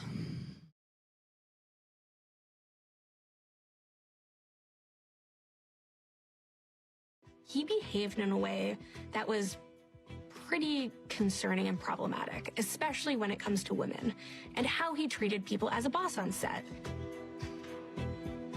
Something that was always really uncomfortable was walking onto set and seeing who Dan had talked into giving him a massage. It was almost always a female, and That's it was Chris. often That's one who I from the wardrobe remember. department. It was humiliating.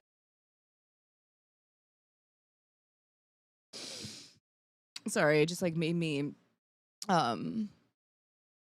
emotional because that was the person that I always saw massaging him. Look at him there. It's so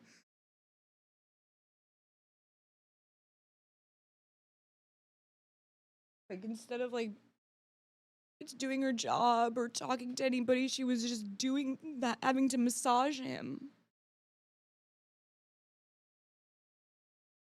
And it's sad because my like little girl mind, you know, like a kid, I would walk past it all the time, and he hyper normalized that kind of behavior. And I think that's what a lot of these predators do in the industry, right? They get everyone hyper normalized to this type of behavior that almost at one point, it's just almost like another, not that it's another day, but you've seen it so much that it's weird. I don't know how to explain it, but I feel bad for her because just sad. I don't understand it. She shouldn't have been massaging. And we're talking about executives, by the way, around him. This is not even under a tent, I don't even think. This is like literally, look at everyone around there just talking with one another, and she's just there massaging him. Look at him. He's like, his eyes are closed. It's so gross. And let's not forget the allegation with him when it comes to him playing, you know, corn on his laptop in front of people. I can't stress this enough. There are so many Dans out there in Hollywood. So many. Just feel bad for her. I knew her. And she was always really nice. And she defended him. Okay, let's go.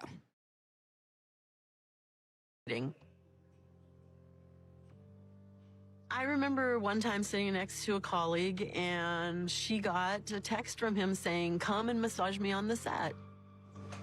And she said, "My God, doesn't he know I'm doing 2 shows?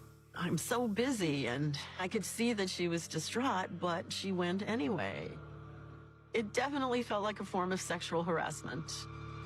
There was always someone massaging him. That's like all I remember was some person on set massaging that guy. Dan was asking for this incredibly inappropriate thing for almost 2 decades. Yes. He was asking people at work to touch him. Everyone knew it, from New York to California. Yep. So who would we go to? Yep. Who could we possibly go to complain about this? Who? Right? The people who you're It's legal. supposed to go. Wait, There's wait, wait, nothing- wait. The person who they tell you to go complain to are the ones who are just on set watching it as if it's no big deal. So when you're seeing the people that you're supposed to report to sitting next to him while that's happening, you're like, well, then if I say something, am I the weird one?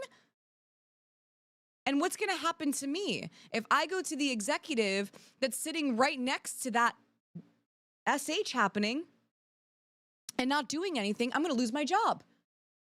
You just know it. You know it because the person that you're supposed to report to is sitting right next to them, having a casual conversation with them while it's happening.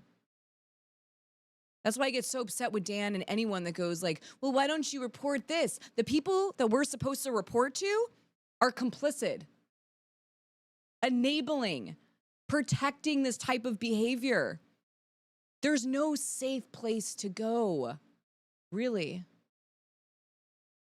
There isn't. How do you think he got away with it for so long? I mean, we're talking about multiple decades getting away with this. That's because there was nowhere to go. Nowhere to go. Just really makes me upset.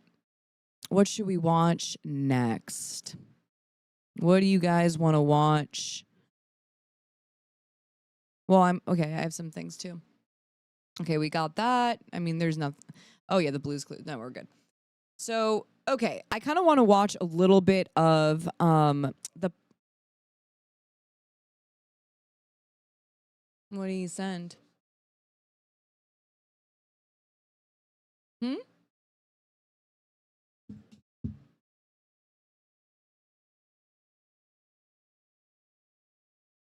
Let's see though. I'm gonna pull up while Quiet's looking for that. I'm gonna pull up Nickelodeon kicks Dan out. Actually, I kind of want. Well, I feel bad, especially with the Jennette McCurdy. Okay, let's kind of watch it. I kind of want to see it with everyone. But there's one person that does not show up, and that is Jennette McCurdy, who was the co-star on Sam and Cat.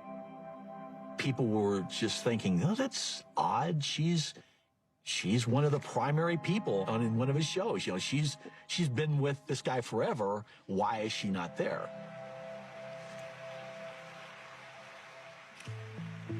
8 Oh, yeah, years it's later, Lifetime Jennette Achievement. McCurdy publishes a memoir about her life as a child star, about the abuse that she suffered at the hands of her mother.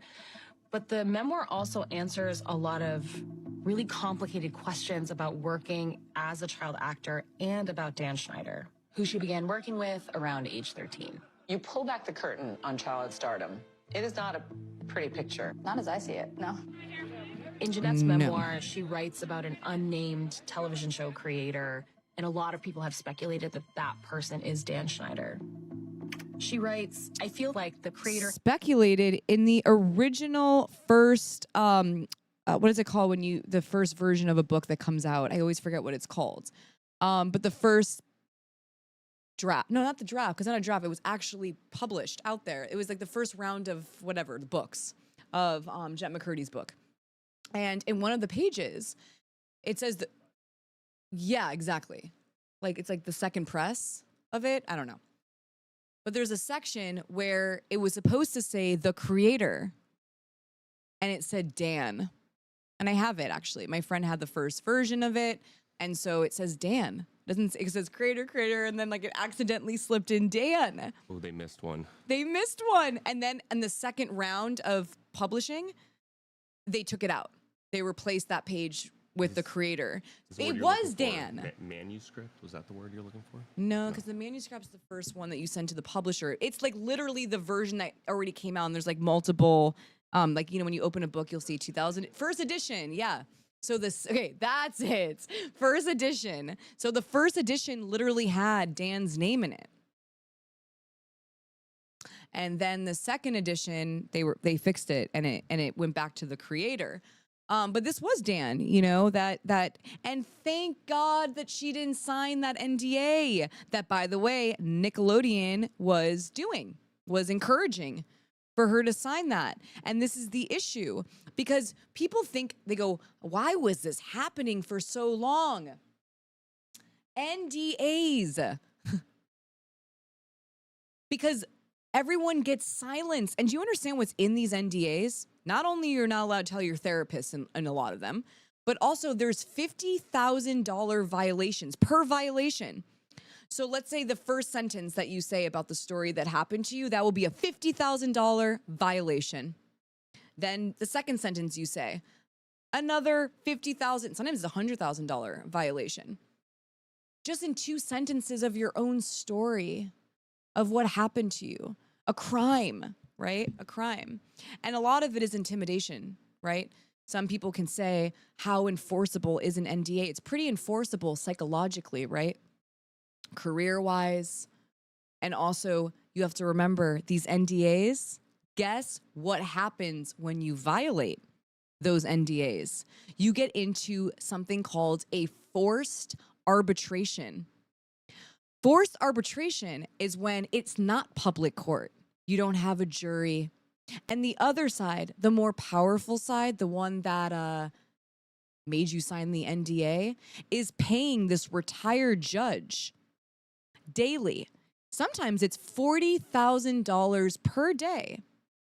And usually, most of the time, this retired judge is biased, because usually they are a judge that sees who is paying them often, who keeps coming back to them, right?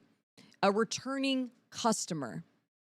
And so they'll start siding with the person who keeps coming back to them. I know one retired judge, I think the place is called Jams or whatever. Diane, what's her name? God, I'm blanking on her name. Maybe Miko can say it in the chat. Diane something. But these retired judges are evil. They literally are more concerned about who's going to be a returning customer than the person who's getting put into a horrific power dynamic where the public doesn't know that they are getting judgments put over their head just for speaking out about what happened to them, what they experienced. Imagine getting put into forced arbitration because you told your therapist and that got out. Imagine getting put into and by the way, that's like getting put into the basement and you're screaming. Imagine getting put into the basement and you're screaming, no one can hear you. That's what these companies do. That's what arbitration is. Now, Joe Biden recently, by the way, he passed, signed on the bill that if something is SA in the work environment, that you're not put into forced arbitration. But that's only in the work environment. Now, let's say you get ABUSCD by someone within the industry, but you're not in that industry, right? You're not in the work environment with that person. They can put you into forced arbitration. Still, legally. And it's really scary. So that no one even hears about it unless they're purposefully using it, to make a point, like to make you look bad. Like what happened with Diplo. Dipshit. Right? The arbitration. Shelley, August. That arbitration was supposed to be confidential, right? That was the whole point. Until you maybe, possibly, allegedly, in my opinion, possibly, saw that there was an advantage to leaking those arbitration documents. because of how they ruled in your favor about tweets. About tweets. So this happens all the time. This is very serious. That's why we really need to start putting the pressure on these individuals and the industries that enable them. All right, here we go. Two distinct sides. One is generous and over-the-top complimentary. The other side is mean-spirited, controlling, and terrifying. She's also talked in a podcast about how this treatment felt abusive. I was a very abusive producer on that show, and that would not have gone well if I tried to communicate that to him. He'll call people idiots, buffoons, stupid, dumb, sloppy, careless, and spineless. Yep. The creator knows how to make someone feel worthless. Yep. That is the truth. I mean, that was Dan Schneider pretty much regularly, always telling people that people were, just yelling all the time and making people feel like they weren't doing their job the ways in which he needed them to. I mean, even talking about it now, my face gets hot. He'd say things like, "You would work at Yogurtland if you didn't work for me," and he would just scream. That part was so deeply upsetting to hear, that he said, "You would be working at Yogurtland if it wasn't for me."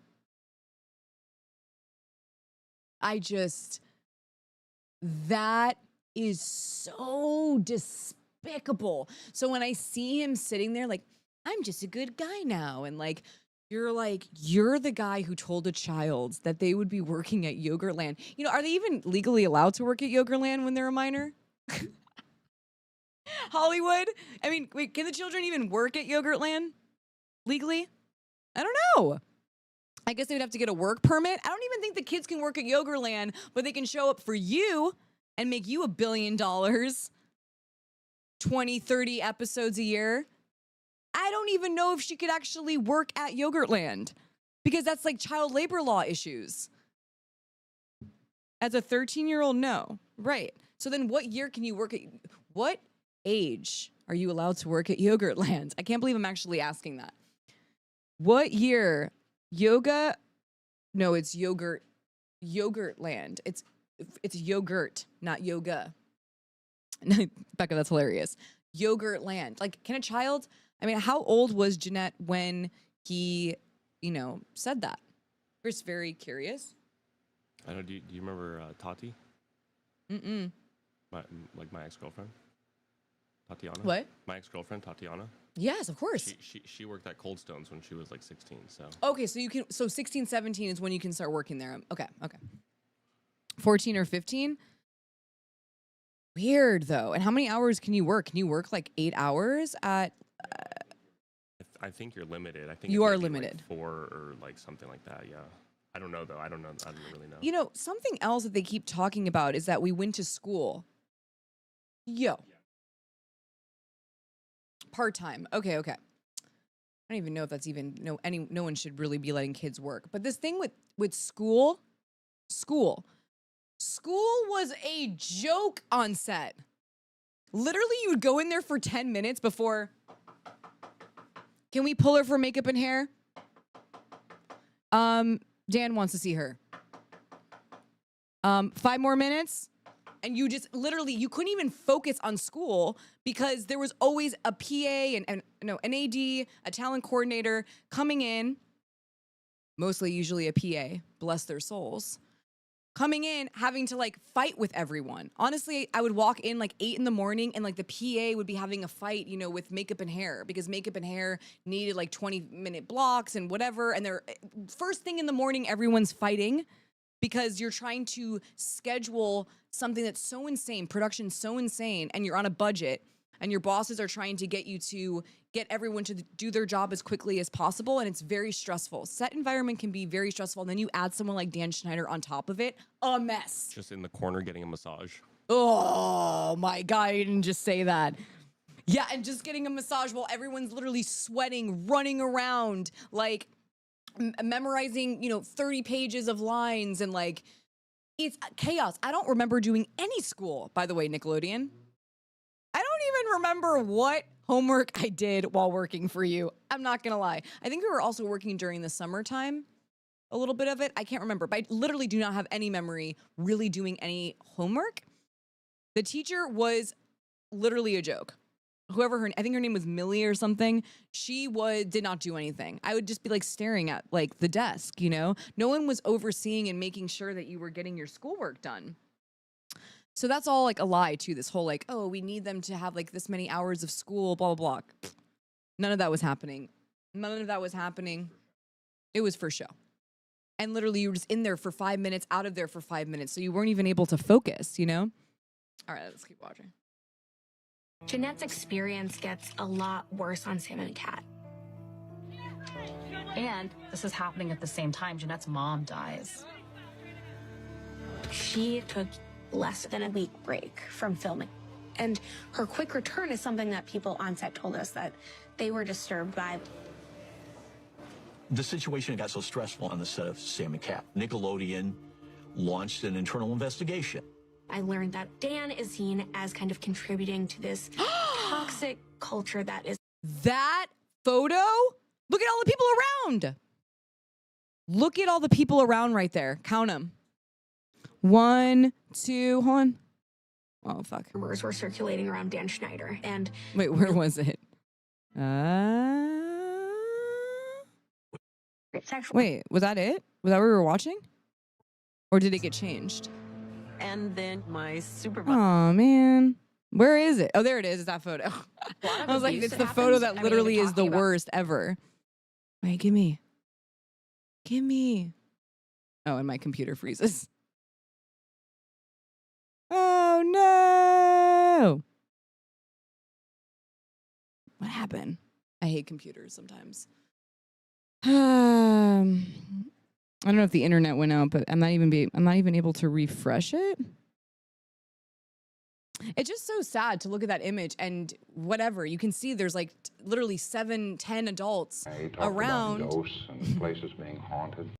Yeah, no, see, Nickelodeon's like, don't talk about this anymore. You've already done how many live streams about us? Like, just stop it.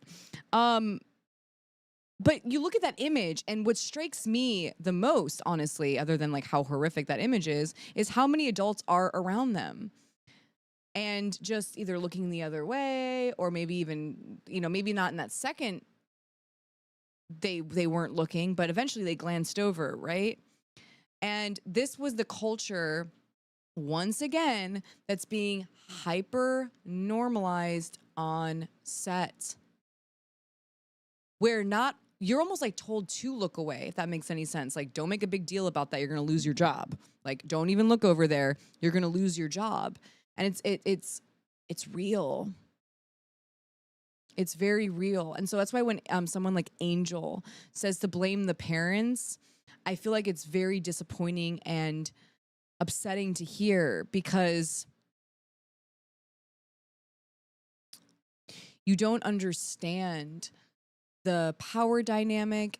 You don't understand the person who is literally the one who is committing the harm.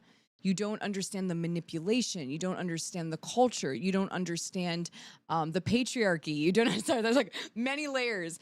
Capitalism. Like, there's so many layers that benefits a predator. So many layers that benefit predators. And it is a slow unraveling to figure out, so there's so many things that need to change, honestly, for them not to thrive. That's how much, actually so much is in their favor. Even when it comes to the law, even when it comes to criminal law, I mean, literally civil law codes, criminal, it's all a lot of the time in the favor of the person doing harm. And I learned that as a survivor, you know, going on my own justice path. You learn that the systems are not set up for you to get justice. It's all about property and how to have these men, whatever, protecting their property. It's all what it's about. They don't really care about human life, for example. And it's really, really sad and real. Well, my computer's not working, so I don't know if I can even watch any more of it. Which window? Oh, this? I don't. Okay, let's see. Yeah, no, I know I'm closing it. I need to just make sure that I have the tab. Oh. Oh, Quiet fixed it. It's back. All right, let's watch. No, it's not. The internet, I think, is really slow, maybe? About it Oh, now, there it is. my It's gone. face gets hot. You know, he'd say things like, "You would work at Yogurtland if you didn't work for me," and he would just scream. Jennette's experience gets a lot worse on Sam and Cat. And this is happening at the same time Jennette's mom dies. She took less than a week break from filming. And her quick return is something that people on set told us that they were disturbed by. The situation got so stressful on the set of Sam and Cat. Nickelodeon launched an internal investigation. I learned that Dan is seen as kind of contributing to this toxic culture that is happening and that is really making this show a difficult place for many people to work. After the investigation, Dan Schneider was no longer allowed to really interact with the cast anymore. Dan has always been such a hands-on showrunner. So for Dan... Wait, I love that they're like, yeah, you weren't allowed to be hands-on with like anyone or anything anymore. And then if you hear Dan's video where he goes into saying like, oh, this was a personal decision. Like I was just, you know, these kids were now adults and not really wanting to do the show anymore. And like, I was being the good guy and like, sound familiar? Being the good guy and going and being like, I'll just stay over here and write on other scripts. Dude, the only way that I could picture that being a half-truth is if Nickelodeon legit told you that if you don't voluntarily step out, we will make you.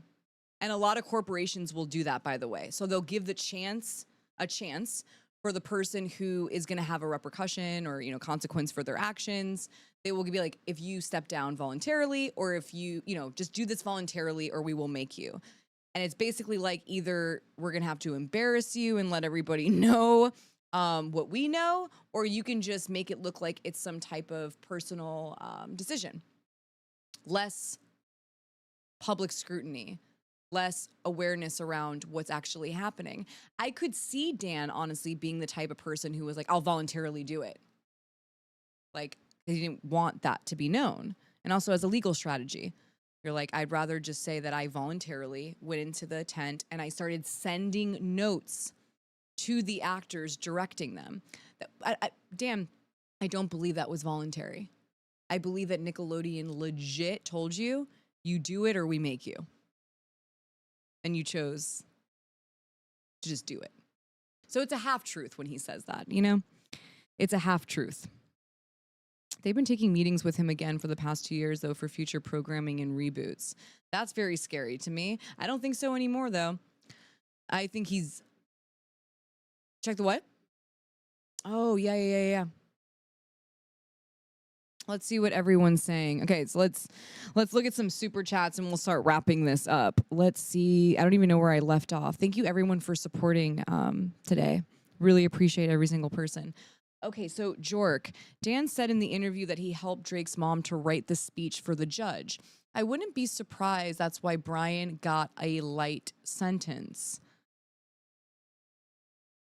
Wait, oh, wait, are you saying because Dan wrote I don't even really understand that. Jork, you can like maybe elaborate on that because I actually don't know what that means exactly. I think the reason why Brian got a light sentence was because of the 41 letters that were written defending Brian Peck within Hollywood. There were even some famous people's moms that no one knows about, right? There were letters that no one knows yet.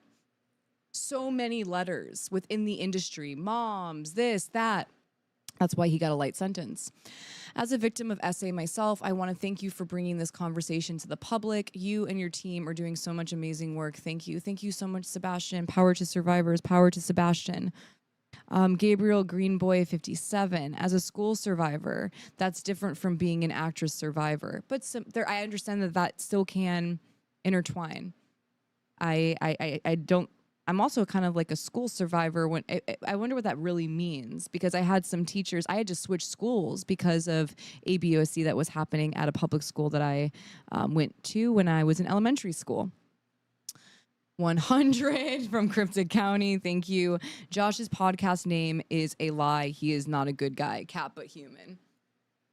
You know, I don't like a lot of the things. And I don't like that he just, you know, I saw that Drake Bell left, you know, made a TikTok video essentially saying, you know, the whole thing. Like, Josh reached out to me. But, like, when did he reach out to him? You know, like, did he reach out to him while he was going through a lot of public scrutiny? Which, by the way, like, it's sad. Like, no one needs to give too much public scrutiny. You know, because public scrutiny can be, we have to be careful about how we try to get people to engage in social justice, right? We want to make them feel like they can. And also we want to be diligent, though, and firm when it comes to when they're actually going up against social justice. So it's a strange balance. But anyways, when it comes to Josh, I just always wonder, like, did you come forward to Drake after the scrutiny, or did you do it before? And there's just some question marks that I have there that I just don't necessarily feel.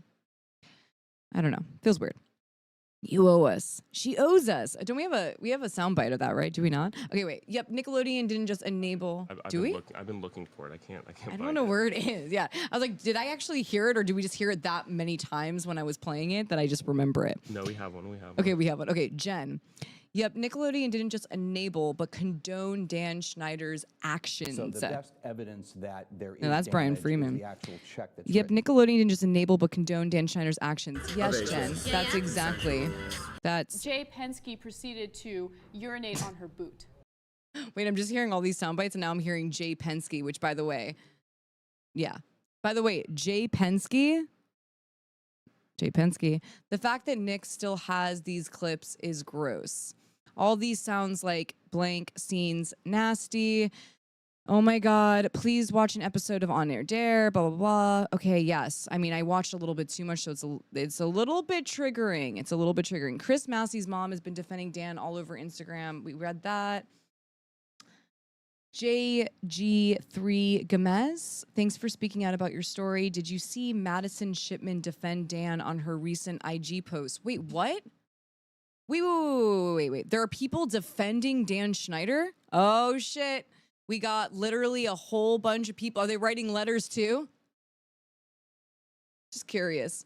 Are they writing letters as well? Not only false, but it hurts your reputation. Can someone send me Madisyn Shipman links of her defending Dan Schneider while I go through this? Nico Demis, your feelings are always valid. Don't ever forget that. This has all been hiding in plain sight for far too long. You found it? She owes us. She owes us. There it is. There it is. There it is. Did you hear it? She owes us. Ugh, doesn't that make owes us. Oh my God. You never want to hear any bro that calls himself a good guy saying she owes us. I'm sorry, that's just the worst. Sorry, Josh. I know that you finally said a good statement here, and you know I appreciate that, but at the same time, like can't stand with that though. Grunts, heard your story, truly changed my POV on the name of Nickelodeon has changed, and I feel you on that. Shiny, Drake was brave enough to get the confession. I see Zachary. My stomach dropped when he said that. He still somehow found the strength to be a big part of everyone's childhood when his own was taken from him. Yes. I can confirm P. Flynn, it made us uncomfy. I remember another kid showed me his tweets requesting kids' feet images, and we were like, that's so disturbing. I'd love to know the name of the person who told Drake's dad reporting the misconduct was homophobic. That is such a true point. Who was the person that told Drake Bell's dad that? Who was? And also a whole set environment watching Drake Bell's dad. You know, that's nothing. Drake Bell's dad was like, I saw him touching my son in a specific way. And he literally says in the documentary that others did too, like in front of people on set. On set. It's like no one did anything. And welcome to all the new members here. Thank you so much for supporting the channel. Hey, Alexa, I'm sorry to hear about the stuff you and other co-stars and crew went through. I'm supporting you. I don't think Dan was being truthful in his apology. Matthew, thank you so much. He definitely was not being truthful in his video. We're just going to call it a video now. We're not going to call it an apology. It was just a video. It was Dan's warped mind video. Look at how they blacklisted Corey Feldman. Well, yeah, and Corey Feldman, though, you know, there's a lot of things there when it comes to Corey Feldman. But yes. He tried to, yeah, he's definitely been speaking about it for a very long time. He's been speaking about it for a very long time and also has a lot of allegations against him. And so if you didn't know that, Ash, you know, just a little disclaimer here, like you should maybe go and look at that as well. Were there any good times on Zoey? You know, I don't know if there were really any good times on, I mean, yes, there was. You know, honestly, when I was friends with Victoria Justice, because by the way, Victoria Justice came on the show because so Kristen Herrera, who played Dana, was pushed off of the show. And that was due to, from what they told me, it was due to the bullying that was happening between, you know, me and like Jamie Lynn Spears and Kristen bullying me.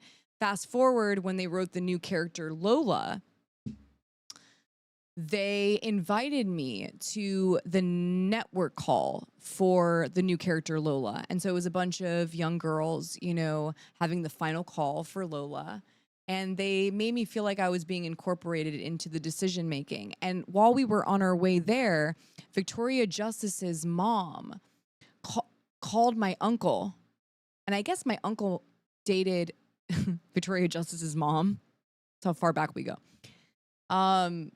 So they dated. She called my uncle and was letting him know that Victoria was testing. It's called testing in the industry when you're at the final call to book the role. And my uncle Michael called my mom while we were on our way to the network call, which is kind of like now when I look back at it, I'm like, I don't know if I liked it that much. But anyways, he was like, Victoria's going to be there. Like, please, like, root for her. And so I already went into that network call having the feeling from my family, you know, basically saying like Victoria's awesome, her mom's awesome, like a family friend, right? So when I got there, I started to read all of the lines with the girls who were auditioning for Lola. And I read with Victoria, and Victoria was very nice to me, like super nice to me. And then when Victoria Justice left, I think she's like the final one, honestly. I remember her being like the second to last person to do the audition, the network call. And I remember Dan and all of them going, so, like, who's your pick? And you're like giving it to a child, but like, I'm like, right, how old are you? I was like 13 years old. Yeah, okay. And you're like, but they were, you know, I guess they were trying to make me feel like I was a part of hiring the new person. And so I remember I said, Victoria. And Victoria ended up getting it. And so I played a maybe big to little, small, whatever role in bringing Victoria Justice onto Zoey 101. So when all of that... She owes us. She owes us. Oh, my God. Oh, my God. That actually was the most insane time for the summer. It's unreal. You know what I mean? No, but like when she became a bully one day, it was really disappointing. And, you know, obviously still hasn't apologized to me, but that's a long time ago. It's just whatever at this point. There's so many bigger things to deal with at this point. But why was I mentioning this? Oh, yeah, Hannah Montana. Wait, there was something about Lola, though. Were there any good times? Oh, on Zoey. Okay, so in the beginning of the second season, I would drive a lot to set with Victoria's mom. And we would be in her van. It was like a Honda van. And I would carpool with them. And her mom would play like Hall & Oates and like Billy Joel. And me and Victoria would talk and like sing. And I would say my good memories were in that car. Or driving with my mom to set. You know, like her like pulling me out of bed and me like holding on to like the headboard, not wanting to go like wake up that early. There's a few memories like going to set. But being on set was more like just a little bit stressful. I wouldn't say I have necessarily good memories on set, but I have more good memories kind of on my way to set, if that makes any sense. It just wasn't that great of an environment. Also, the food sucked. They made us eat like Pepperdine cafeteria food. They wouldn't even get crafty. Like they didn't have like any trucks. Like I know this sounds so like, why are you complaining that you were lucky to be in this situation? But when you think about other set environments and you're comparing them, we had to eat like Pepperdine cafeteria food, and it was pizza every single day. The same pizza, the same ranch, every single day. That honestly, after, you know, working for them, I didn't eat pizza for so many years. Like pizza just grossed me out. And when I would see ranch dressing, I wanted, they didn't even get crafty. I forgot that too. They had crafty, but they didn't have lunch or whatever, or dinner. It was all in the cafeteria. Literally the Pepperdine staff was making the cafeteria food. Hannah Montana also, what was it? Thank you for speaking on behalf of all survivors. Thank you for being here. If Dan Schneider is Freddy Krueger, then Brian Peck is Michael Myers. That is the most wild super chat I've ever read in my entire life. That imagery was just insane, Jen. That was just, they're scarier without masks. Isn't that weird? Like, I actually think I would be more, no, I would. If I saw Brian Peck, I would be way more afraid than seeing Brian Peck wearing like a Michael Myers mask. You know, so that's how bad these people are. That's how bad these people are. Okay, so let's wrap this up. Let's watch a little bit of this, and then I'll give my closing statement about all of this. This is the biggest punishment you can imagine. When you look at the industry as a whole, this never happens. You would be hard-pressed to find another show where they're saying, look, we don't trust the guy running the show to deal with people in a humane way. But they also don't want to get rid of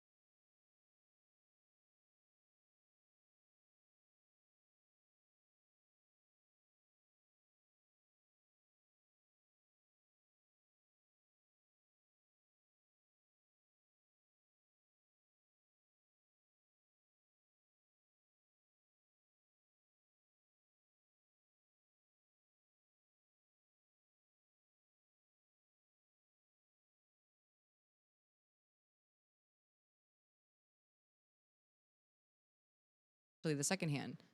So I was muted? Weird.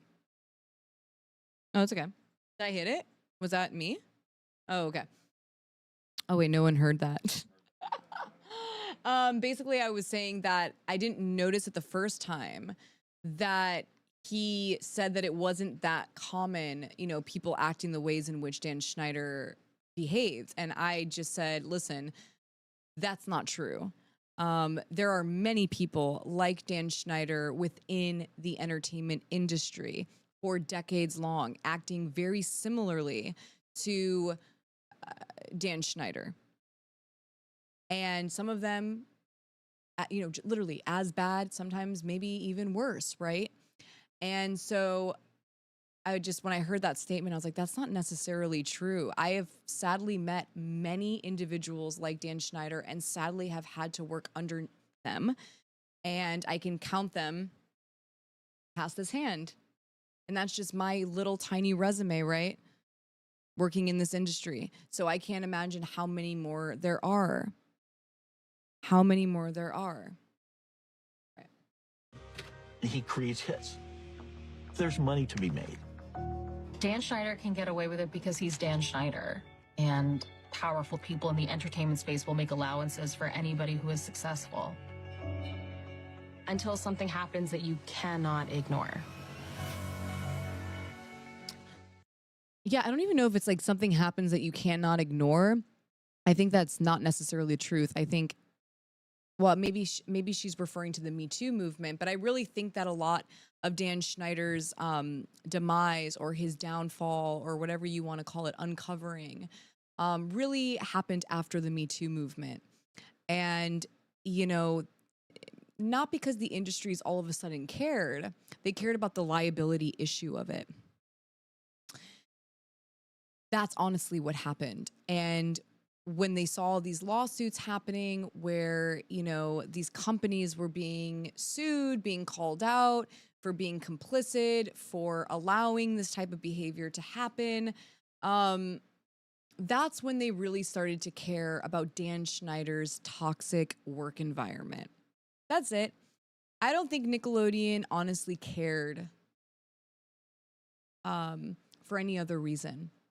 I think they were more worried about the world finding out that they were protecting Dan Schneider and that they were covering up for Dan Schneider, literally, by the way. Like, look at the NDA situation with Jennette McCurdy. I think that's what worried them. And then Dan Schneider became a liability. And also, he was somebody that the industry didn't necessarily need anymore, right? And I think that's also a really important point to talk about, is the industry doesn't, cancel culture doesn't really exist, to be quite honest with you. It doesn't. But I think that the industry ends up canceling people once they really don't necessarily need them anymore. And I think Dan Schneider did enough for Nickelodeon where Nickelodeon felt like, okay, whatever now. Like, let's move on from this one and on to another one, really. I don't think, though, that Nickelodeon cared about what was happening, because if they did care, they wouldn't be having their young stars signing NDAs to not say anything. Right? You would want to talk about it. You wouldn't be afraid of talking about it. Why are you why do you want another secret? And it kind of all goes full circle to what Drake Bell was saying, right? Is this secret? And anyone that wants you to keep a secret,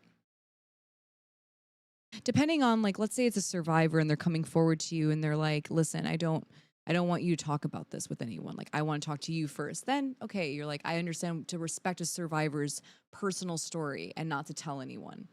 But if someone comes to you and wants you to keep a secret about harmful behavior, that's never someone to trust, right? That's not someone that has anyone's best interest in mind. All they're thinking about is it being a liability issue. And I really think that that's what Nickelodeon was thinking about. And to be honest with all of these companies, everyone in Hollywood, the higher ups are always worried about the liability issue. And now they're starting to learn that it's actually more of a liability to keep them around. And I hope that that is the takeaway for the networks out there, since they're not going to care about human beings ever. They're never going to care about human beings. They only care about the money. So if that, I'm hoping they're learning that. And I'm hoping that the world honestly sees that we do need to start calling out enablers, right? People who cover up and protect criminal behavior, harmful behavior. We do need to seek accountability when it comes to those individuals as well, because Dan Schneiders don't exist in a vacuum, all right? They're in environments that give them a safe haven to behave the ways in which they do. It's a community effort to take down predatory behavior. And it's also us looking in the mirror and making sure we're doing our daily work, that we're not, recycling trauma, recycling ABUSC, that we're also becoming cycle breakers, right? It's a joint effort. It's a community effort. But we really have to start fixating on who is around people like Dan Schneider, as well as focusing on Dan Schneider or people like Dan Schneider, because it all plays a major role in allowing someone like Dan Schneider to continue to gain access to victims. And so I really hope that that is a major takeaway from this 4-part series. And I really hope it also encourages other child stars out there to share their stories too, because I don't believe that we are alone when it comes to Nickelodeon. I think there are other child stars out there that have really impactful stories that are just honestly also as heartbreaking to tell.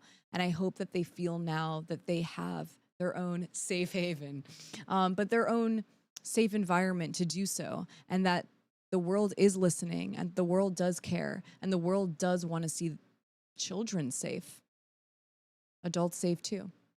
So thank you to everyone who watched all those episodes and who have been sharing support for everyone that sat in a chair and told their story. You know, this means a lot. And hopefully now that the one thing I beg of everyone listening and anyone watching the documentary is don't just be on this when it is trending. This is an issue that's still happening and still very much alive. And so let's not keep our eye off of this. This is something that's still happening. It's not in the past. There is still justice that needs to be, what's the word I'm looking for? Yes, served. Served. There is still justice that needs to be served. And these institutions are still covering up SA. They are. They're doing it right now. And so please don't keep your eyes off of this. And please, if you know a survivor, a family member, a friend, please leave this video and check in on them. Maybe send a nice message just saying, thinking about you, love you, you know, are you taking care of yourself? How are you doing? Reach out. Reach out to survivors nearest to you and let them know that you care. And so that's those are a couple of my wishes,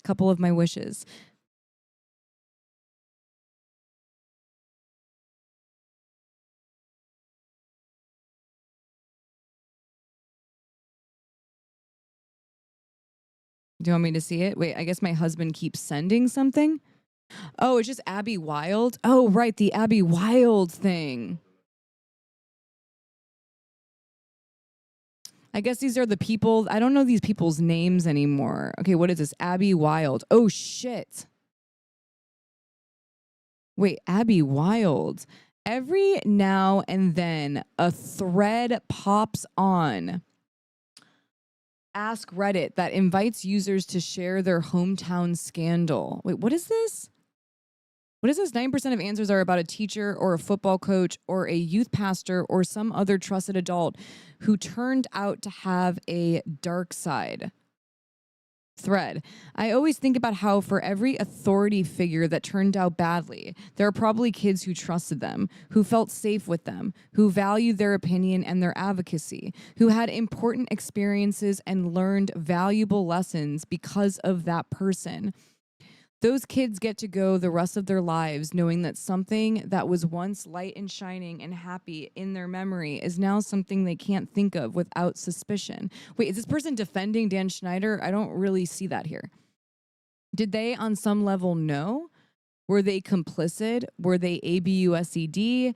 Were they just happy idiots? Did they willfully look past things they should have seen and flagged because believing everything was okay allowed them to have what they wanted? Are they themselves monsters because they owe so much gratitude to someone who is such a dark fate? This is getting, what is this?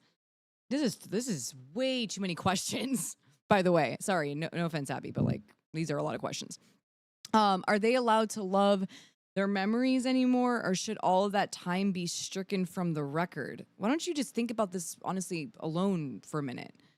None of this compares to the suffering. Yeah, why? You just went through all of these questions and then you're like, nothing compares to the suffering of the victims. Of course. But, I don't like when people say but it's a dark place to be. Dealing with disillusionment about something significant to the way you perceive yourself and the way others perceive you. It's not an easy or safe thing to discuss with just anybody. Why are you on Twitter then? But also, hold on Twitter, but then also, you know, I've been talking about this in 2018, 2019. All of them literally would roll their eyes and call me crazy. You know, that was a reality. A lot of them. Oh, true. Yeah, that I was hurting their careers. Yeah, that I was going to like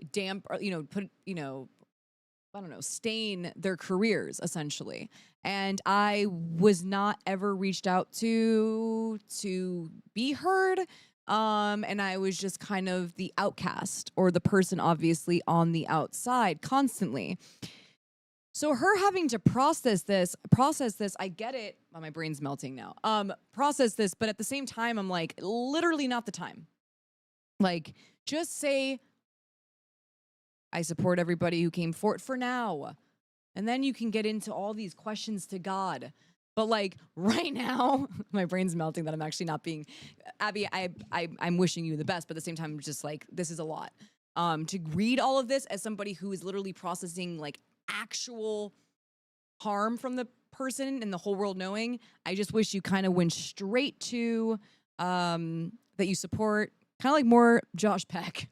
Strangely, I can't believe I'm actually saying that, but how Josh Peck kind of went into it of just going right to it, straight to the point. Apparently, she did a statement on Instagram where she was supporting Jack.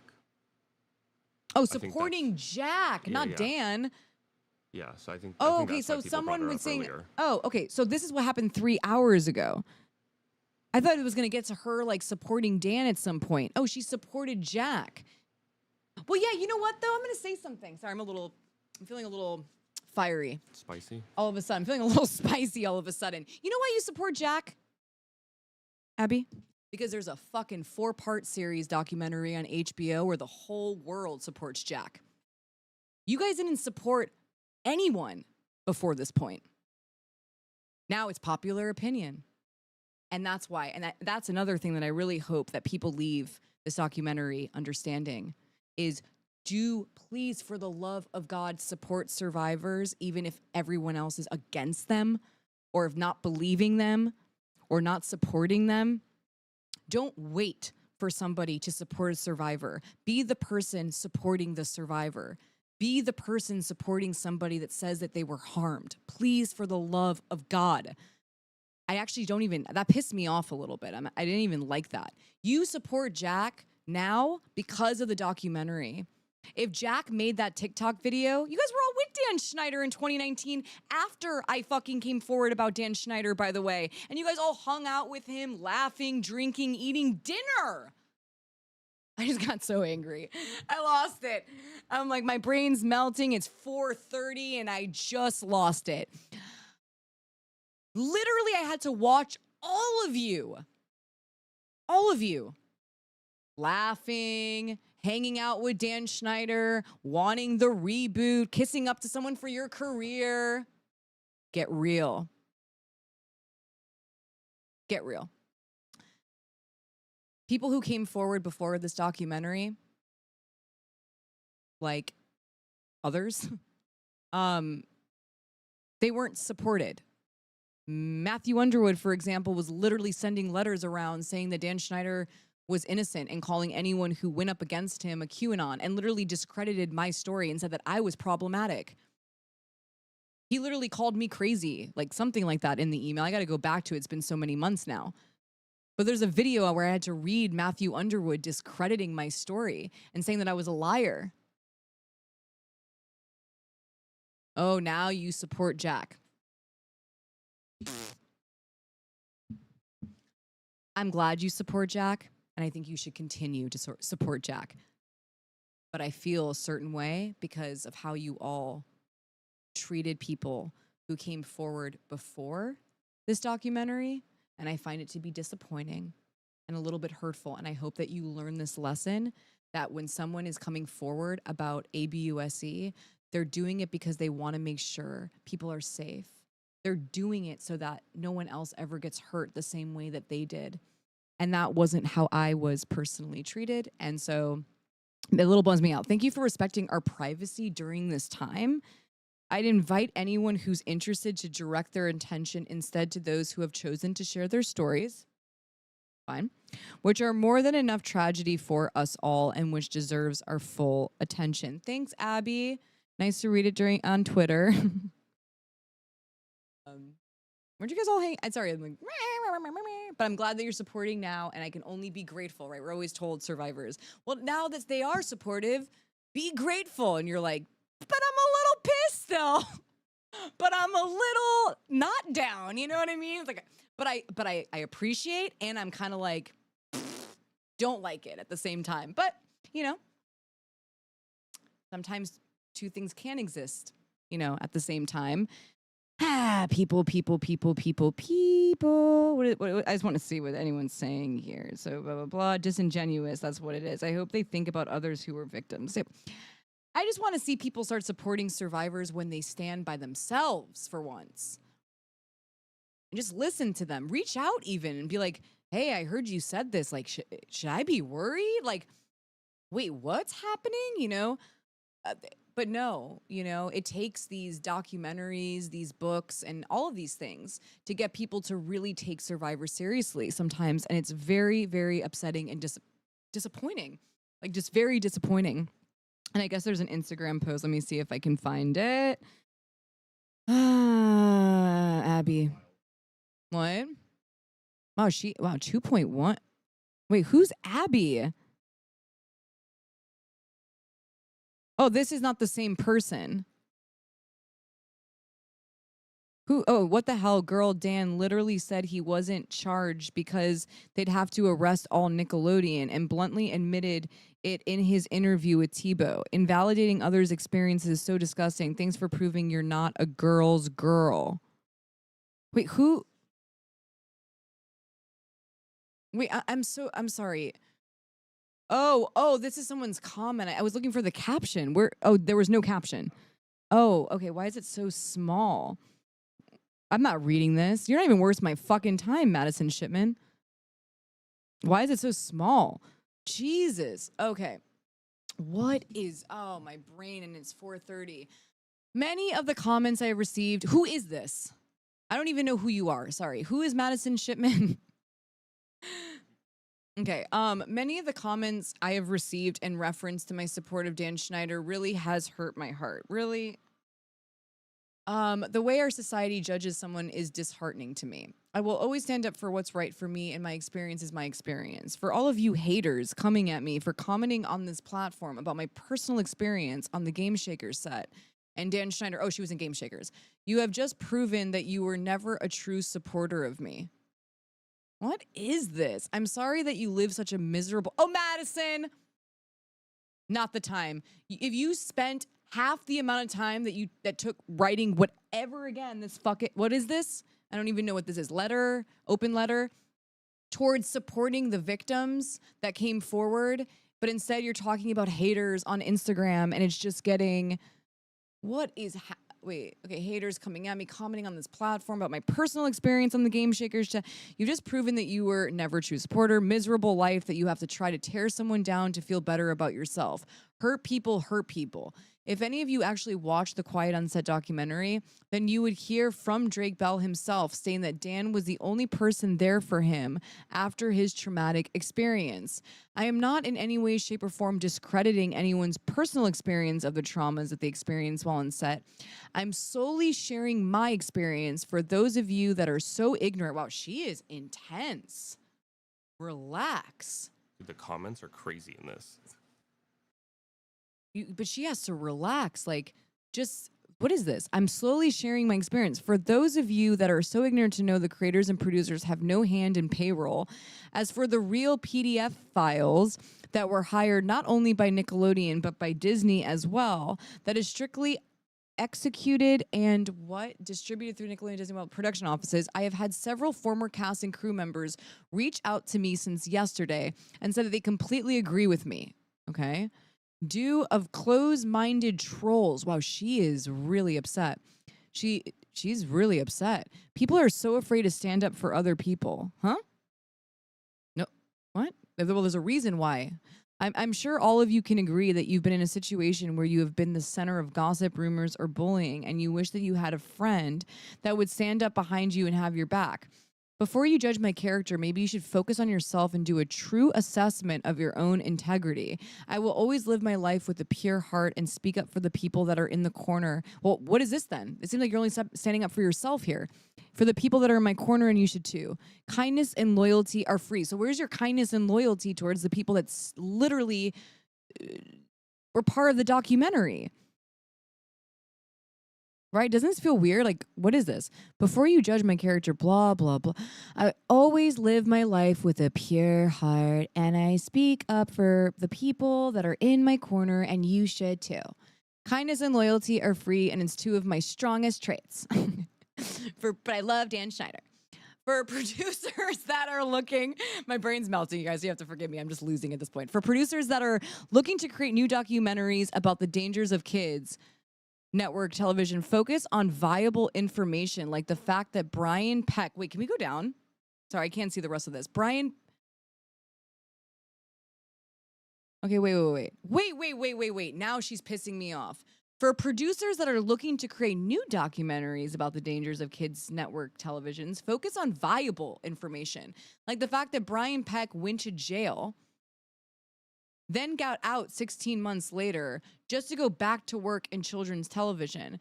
Why wasn't that the sole focus? You are so annoying. Sorry, I just lost it there. What is this? You are kind and understanding. Oh, shit. What is this? Oh, man. You're literally, basically, I can't even speak. I didn't like that. Instead of spending the time that you took being the kind, wonderful person that you are, heart emoji, you could have literally made a letter saying that you support the victims, just that came forward. And I'm sorry if anyone out there has misinformation about where I stand when it comes to these issues. And I believe in protecting the children, whatever you're saying, whatever. That shows everything about you in present day. Not saying you're always going to be like that, but that's how you are right now. And I don't like it. You're telling people also how to make a documentary. Like you even gave a fuck to make a documentary that mattered. That documentary changed, most likely, the industry in a lot of ways. So who are you? You making docs? Why don't you make them the doc you're telling people to make about viable information? What, you didn't like that it hurts Nickelodeon, or it has people looking at Nickelodeon and Dan Schneider in a specific way, and that you can't handle people coming at you about specific things? You could have handled people coming at you, which, by the way, no one should be coming at you. I don't even know why they are. That's a little bit upsetting. But now you're like, well, to handle that, you show support to the victims that came forward. But instead, you're telling people how to make docs and like saying that you're this kind, amazing person, and kind of sort of defending Dan Schneider, and like kind of then saying to go look at Disney. We couldn't do everything in 4 hours. All right. What's your name? Danny DeVito? Sorry, I keep seeing Danny DeVito. No, it's Madisyn Shipman. Madisyn Shipman. We did our best. It was 4 hours. Like, screw you on it. This sucks. Like, why are you saying that? Then, got out of 16 months later just to go back to work in children's television. Why wasn't that the sole focus if Dan was guilty of anything other than some anger moments? That was what you took away from that? This gets worse? Go back to it. Sorry, I gotta finish this or I'm gonna puke. If Dan was guilty of anything other than some anger moments, which everyone has episodes of at given times, then don't you think he would have been charged by now? Keep in mind that it has been 6 years since he has worked in children's network television. What's wrong is always available, but so is what's right. Love to all. I don't want your love, Madisyn. What's your name? Shipman? That's not even going to say the last name joke. Madisyn Shipman. That wasn't what the docuseries was about. Did you watch it? I keep asking people who talk like this. Did you watch the documentary? This was about Dan Schneider actually exploiting children on his shows and creating a toxic work environment and so many other things. You hang with Dan, all right? Like, you seem like you guys would actually kind of get along, maybe. Maybe you should have done the Dan Warp apology video. Why did he hire Boogie? You were perfect for this. You would have nailed it, Madisyn. I feel like you would have done an amazing job. Maybe for part 2, when Dan's ready to do another 19 minutes of shit, you can do it. Since you like to stand in his corner. That was gross. I didn't like any of that. Of course Dan's following her because look at her, how she's acting. That was so gross. Like, this is how you should do a documentary. It's like, wow, why are they giving me headaches, these people? You guys are so over there. You know, we're doing things, we're changing, we're trying to change the world, doing good things, being better. You're over there, stay over there. Actually, if you want to stay there, stay over there. When you're ready to actually be part of change, then you can come over here. But for now, I don't want anything to do with that person. That person triggered me deeply reading that. This is why these people, she'd be someone who sent a letter, in my opinion. This is like, this is the same type of energy.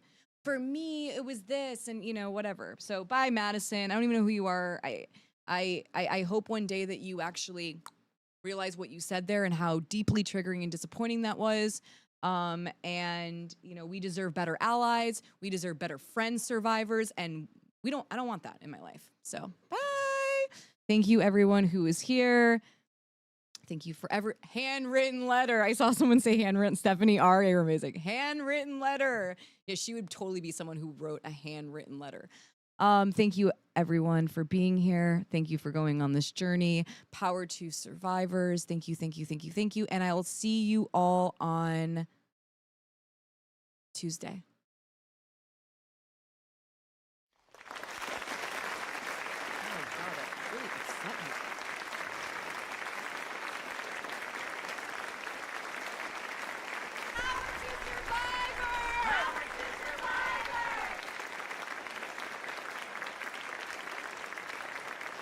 My enemies are...